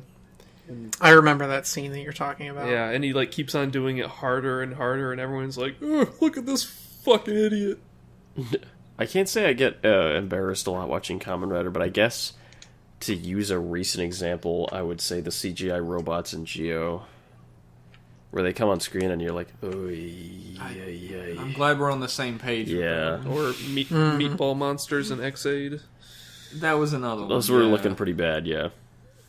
Anything to do with the CG is usually not that great unless they're really trying. Like, some of the CG in Build is really good, and then they fucked up the final suit. It's true. Or giant train dick in Tokyuger. You love giant train dick. That was that was the high point of the whole show. When he bursts out of a coffin using his giant train dick. I love Tokyo. I'll move on to question 3. Do you guys think post-decade riders are stronger or weaker than pre-decade riders because of the overabundance of forms and weapons? Or is it just relative because of their monsters? For example, could Kabuto be able to take down the Roid Mudes while being able to neglect the slowdown? Sure. Yeah, For sure. I think Kabuto, like, anything to do with, like, speed and, like, time stop is just egregious. This is just incredibly powerful. The thing that, like, whenever I'm thinking about power levels in Kamen Rider that always comes to mind is in Kamen Rider Spirits, there's a point where Rider 1 is trying to talk to Zekross, who's trying to run away from them. And Zekross picks a fight with him. And they do rider kicks at each other. And when they're both, like, floating back towards the land, like, blood comes out of Rider 1's helmet, the mouth on it, and Zekross's leg fucking explodes off his body where he'd been kicked. And he's like, but why? I'm a newer model. I'm supposed to be stronger. And Rider 1 says, I've been doing this a lot longer than you, so our skill levels don't match. Yeah, experience. Here's what I think in the discussion between pre-decade and post-decade is I've never seen a rider kick a monster so hard that it blew up the entire country the way Kuka did. Oh, yeah. So I don't think there's much of a contest there. There's never been a rider who kicked God and Harmon since Agito. So. Like what? Oh yeah, the being that created humans. Just fuck you. I'm gonna spin kick you, and I will win and start a restaurant afterwards. Like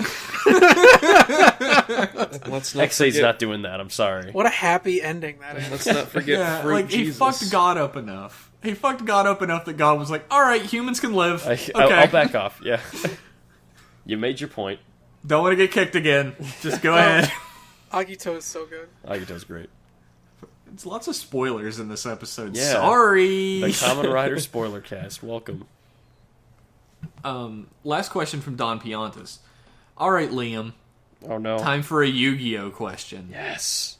Even though you may not have watched the series after GX, what do you think about those shows so far? It's similar to how you know Decade is a shit show even though you didn't watch it. Did you know 5Ds had to replace the entire Season 2 plan because their voice actress turned out to be a cult member and Season 2 was about a cult? What? Oh my god. Or did you know Arc 5 was similar to Decade and ended horribly? Thanks for reading, Don Piantis. Well, now I'm really my interested. God. I'm actually rocketing through Blade right now because I want to get back on GX. I'm in the 40s in Blade. Like, I stopped watching it for so long, and then I watched, like, 17 episodes in the course of 2 days. There's a Yu-Gi-Oh! How are you Blade. enjoying Blade? Blade's good. The first half wasn't very good, kind of boring. But then, I'd say the moment when I really started enjoying it was when they said, fucking... Oh my god, I forgot his name. Chalice is not who you think he is, and they start like exploring his backstory and who he actually is, and that's really interesting. Yeah. And that's when I got really into it. That is interesting shit. It really draws you in. And that was so I'm really enjoying it now. It's just it's the first 10 episodes are weird as shit, and then like the next 10 after that are a bit of a slog, but then it really starts to pick up, and it's got a really good second half. So I'm liking it a lot. Yeah, Assassin's Creed Origin gets good about 15 hours into it. Yeah, so. I wouldn't what I recommend heard, yeah. Assassin's Creed Origin. I'm still watching GX. I like the school days thing. The one I'm most excited for by fucking far though is 5Ds. I really want to see card games on motorcycles. The 5Ds of dodgeball. They apparently had to replace Season 2 because the voice actress was in a cult. That I did not know. Now I really want to see what the hell that's about. There's I found out near my apartment there is a church that I always thought was just a regular ass church. That it turns out is actually for a Japanese New Thought religion called Seicho no Ie, just a block Really? away from where I Hell? live. Yeah. You joining it? Fuck yeah. I walked there in 2 minutes. I was like looking at that like, whoa, okay, like I thought it was a regular ass church, but you look a little Your closer. gift for joining is a CSM V-buckle that you do. I'd convert to any religion for a CSMV buckle. Even Scientology. I'm taking all comers.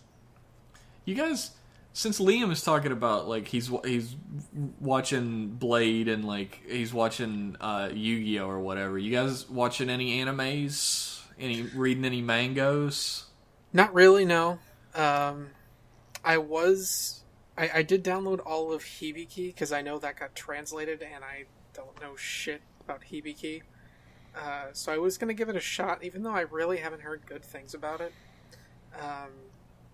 Other than that, no. I haven't really been watching anything recent. As of recently, I should say. Just kind of been doing other stuff. What about you, Max?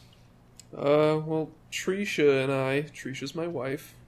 Mm-hmm. Oh my god, you're married? What the Yup. fuck? Yeah, imagine that. Holy shit. We've been catching up on Steven Universe. That's not an anime or a manga, but it's something. Same shit. Yeah, that show's pretty good. I like it. It's cute. It's fun. There's lots of heavy shit in it. The beginning is really fucking annoying because Steven isn't really a character yet, but yeah, it gets good. Watch it. Yeah, I've heard like a lot of people like really get into Steven Universe. Like when they start watching it, they get like super into it because it's so good. But I've never given it a chance because I'm an asshole. It's really cutesy and stuff like that, so if you don't like that, then you probably won't like it, but I'm okay with cutesy. yeah. I started reading Berserk this month. Oh yeah, how's that going? So good. I've read some of Berserk and I really enjoyed it. I recommend it. got well past the part where shit goes down. Yeah, see, I'm a little past there. The part when Griffith makes the deal. Yeah, and becomes Prompto or whatever. Yeah, Does Berserk get even more berserker? he goes berserk, so to speak. Well, he has really good reason to. Yeah. though.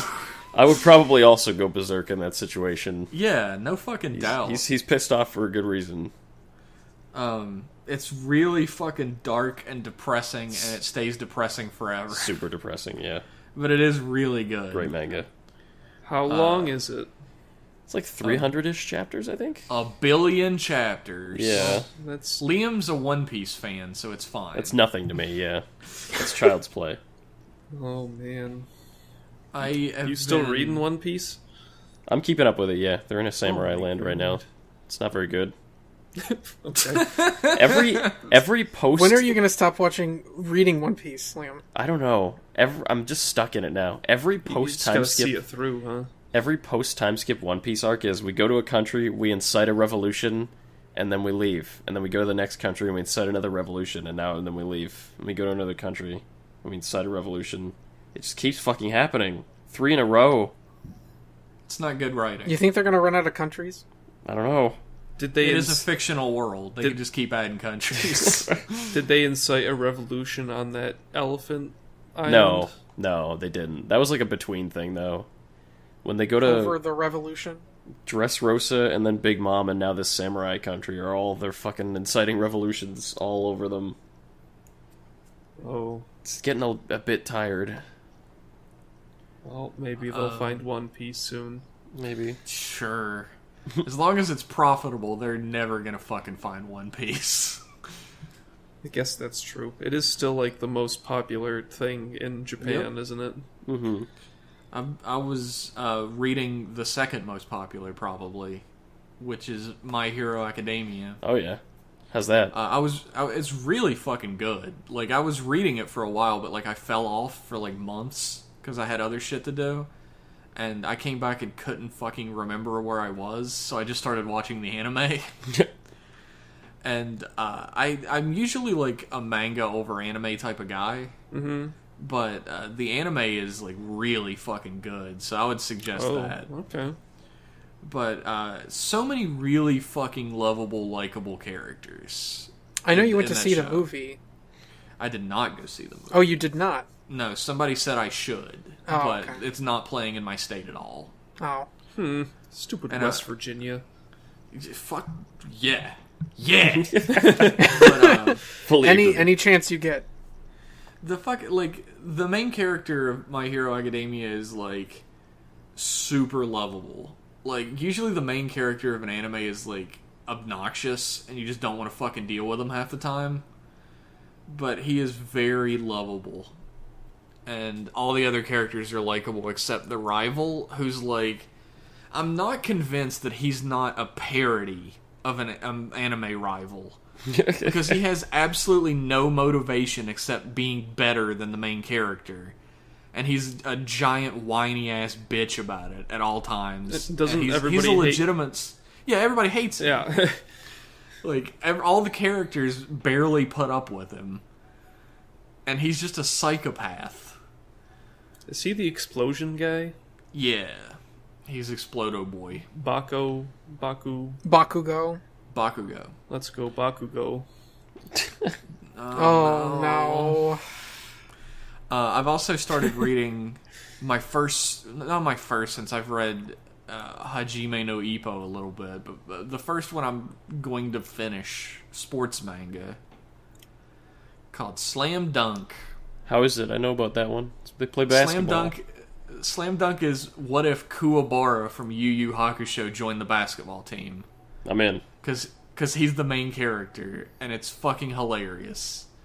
And it's also, like, unbelievably action-packed for a basketball anime. Does he have a special super ultra technique for basketball that makes him better than all the other basketball players? A chaos dunk. No, he does not. I always He's actually he only joins the basketball team because he falls in love with this girl that's obsessed with basketball, and he's trying to impress her. And the but he prom is doesn't know how to- tomorrow. He doesn't know how to play basketball at all when the game starts. He doesn't know anything about it at all when the show starts. Anyway, I mean, so it's mostly like comedy to begin with. While he doesn't know how to dribble. It's funny. Just read it, everybody. Okay. Just fucking read it I'll check it out. or watch it. onto- It's actually better to watch it. How come in sports mangas and animes the main character has to have some kind of special technique that just makes him better than everyone else? Because that's It anime. was sign of the times, you know. Well, like the Prince of Tennis has his American twist serve or whatever. Well, in Hajime no Ippo, He's got his Dempsey Dempsey roll. roll. yeah, Ippo has his Dempsey roll. So And actually, the rival in Slam Dunk is the one who has the secret technique, the no-look pass. And, The jacked shot. and Captain Tsubasa has horrible art, so I don't know. I think he is like eventually Sakuragi, who's the main character, becomes the rebound king, who's like unstoppable at rebounds. Just Rebound like the thing king. is, did you guys ever see that like clip that was going around on Twitter of like the bunch of teenagers who are like parodying the sports mangas, sports animes? Maybe. I saw the one thing that sticks out to me is the one kid who's like, he's like faking him out. One guy's faking the other guy out, and he goes, "There, he's going for the pass." And then it cuts to his other teammate, and he goes, "No, Jared, it's not a pass." Oh yeah, I remember that now. Yeah. That's every episode of Slam Dunk. It's fucking amazing. Did you ever see that joke video that was put together where it's like Beyblade except they're fidget spinners? Yes. No, I never saw that I love one. Beyblade. God, you were such a Beyblade head. I know. I watched it a lot when I was younger. I don't even know when the show stopped eventually. Ride I watched- watches look like They do Beyblades. kind of look like Beyblades. Jesus Christ. We're almost at 3 hours, everybody. Good lord. Let's wrap this up. We have 2 more emails. Okay, let's Okay. make them quick. Rapid fire. Our second to last email is from Nishka, Hi. who says, "Hey, Rider Clubbists. Last time I wrote to talk about my love of Showa, and while I was happy with your discussion, I'm disappointed that none of you have seen Black RX. While not as dark as Black, the series is very well composed, with a couple 4+ episode arcs, some of the best villains of the era, and the first use of Heisei-style form changes. For the edgelord on the podcast, Kotaro does have experience with several emotional kicks to the dick, including a very dark one during the last few episodes. It is well worth your time." Maybe someday I'll give it another chance, but I didn't like what I Yeah. saw. I've seen some of it, and I really didn't like it. So, maybe someday. How does he turn his head? I must figure that out. He does the Batman like turn with the- his whole body. Exactly. Anyways, with Showa in the rearview mirror, I'm soldiering onto the land of Heisei, and it's been very interesting. And by interesting, I mean Jesus Christ, the body count. I knew Heisei took things more seriously, but I was not expecting to watch a Grongi crush 3 women in an alley by slowly backing up a truck, nor was I expecting a season-long arc about the difficulty of balancing work responsibilities with raising a child. It's not bad by any means. In fact, Kuga is up there as one of my favorites. It felt surprisingly dark. Kuga's really good because of that shit. It deals with a lot of real-world shit. I love it. For real. Yeah, like hitting people with cars. That's real world shit. It happens, Or man. having It happens quite a lot having to hit a recently, monster with actually. your motorcycle to drive him out in the middle of nowhere, so when you blow him up, it doesn't kill a city. So when you destroy all of Japan when you kick him... I have to do that every day. So, real world shit. I'm now a couple of episodes into Agito, and so far it seemed lighter, but still has a serious tone that I'm digging. Can I expect this from the rest of early Heisei? If so, then it should just fly by. You're going to watch Ryuki, and you're going to like it, and... Well, you're going to probably be mixed on Ryuki. A lot of people are mixed. You're going to watch Faiz, and it's all going to grind to a halt. The thing... The dream is dead. Faiz is very divisive, because the Japanese fucking love Faiz. Yeah, It's it's their true. number one series. It's the number one favorite Heisei show. And a lot of people over here love Faiz as well. But I was not a fan of the ending nor the beginning. The middle chunk was fun. The middle chunk was really but- good, but the Faiz has a cool factor, but it doesn't. It's not that cool in the show, I guess. I have not watched Faiz. watch it What a until loser. Delta shows up and then stop watching it. Yeah, there's some interesting shit in it, but otherwise, yeah, it's I like the style of Faiz. passable. He's got a slick ass suit. Yeah, that neon red. I love it. Okay, question time. 1. So far on Geo, we've only seen main riders become anothers or used as watches. Do you think we'll see secondary riders used at some point? Is the dream of another Agito already dead? I bet at some point we will. If not in like a hyper battle video, we'll Yeah. see it soon. It'll be a funny, fun time somewhere. Maybe if they run out of like regular riders and they have to dredge up more content. He does point out that it would be really funny if the another Agito actually just turned out to be another Agito. They just have the another Agito Which I would suit. love. It's like, it's another Agito. Wink. I mean, it looks close enough. He's like, "Hey man, why you kicking me?" Like he looks like another rider. He asks if we watched the .5 episodes. Only Tamaz has seen all of them. Because he's a crazy man. Because there are a few minutes, His final question is, excited for Mega Man 11? I know this is a Kamen Rider question. This isn't a Kamen Rider question, but I also know Jeff has a great affection for the Blue Bomber, and I'd love to give him an excuse to talk about him. Well, we're I all had friends money. because of Mega Man, so... It's true. We all became pals because of a Mega Man-a-thon stream. I am in the middle of 36 video games right now, but I will play 11. I'm planning I on don't it. have the money for it, and it's fucking killing me. Yeah. I played the demo and really got into it. Like, I thought it, was a really good successor to the 8-bit style of Mega Man. Like, in a way that I didn't think 7 and 8 were. The Capcom booth at PAX was really packed, and I managed to play Devil May Cry 5 and Resident Evil 2, but I did not manage to get to play Mega Man 11. But it's out now, so I'll probably pick it up at some point. But I'm in the same boat as Jeff. Like, I just don't have the cash. I played the demo. It was fun, but I am perpetually inflicted with a disease called Capcom doubt.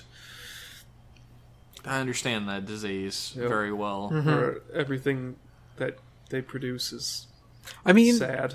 Capcom has done pretty well recently. Like, Monster Hunter World was fantastic. That's It true. is a fun game. And honestly, like, the demo of Mega Man 11 is, short, but it was very promising. Like, I was of the opinion that, the entire gear system was stupid and, I would never use it. But when I actually started using it, I was like, fuck, this is actually pretty fun. Yeah. It's a pretty neat mechanic. Yeah, I agree. That is a pretty neat new mechanic that makes it new. I guess. I don't know. I like that. Tell us how you really feel, Max. I like how the powers make you have, a little helmet thing on. Yeah, you get, a little outfit with your powers. I also love that the powers have actual uses in the levels. Oh, do they? Yeah, which is really fucking neat. But yeah, I've been hurt by Capcom, and I don't know. I'm an idiot. If Capcom puts anything out with Mega Man on it, I'll probably buy it. I'm so stupid. I just love Mega Man so much. Yeah, he's a good guy. He was at my wedding. Fuck Inafune. We weren't even at your wedding. You didn't fucking come. What do you want me to tell you? Our last email of the night is from Jake the Snake. Of course. Who says, "Hey guys, and I hope you had a happy Heisei Day in the past month. All right. I killed a was a friend thing. on Kaiser Day.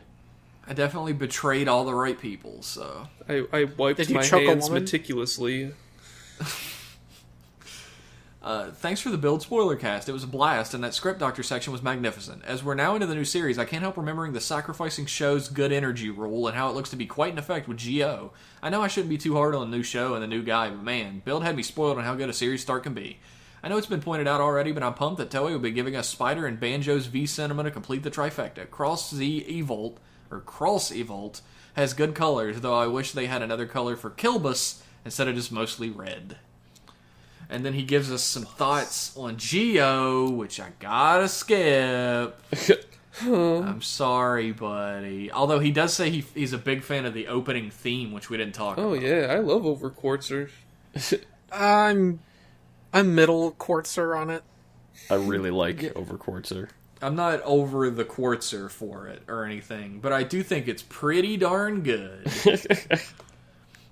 Questions. 1. Max has brought up a few times, so I figured I'd ask, what are your thoughts on the series The Big O? It's good. I fucking love The Big O is so fun to watch. I can't recommend it enough. Season 2 is weird as hell. Yeah, you could tell it was kind of an afterthought. Unfortunately, season 2 is the bulk of the show. I mean, yeah, there's some plot heavy stuff in there, but the Big O is like, it always gets described as a Batman if he had a giant robot. Yeah. Because it's pretty fucking spot on.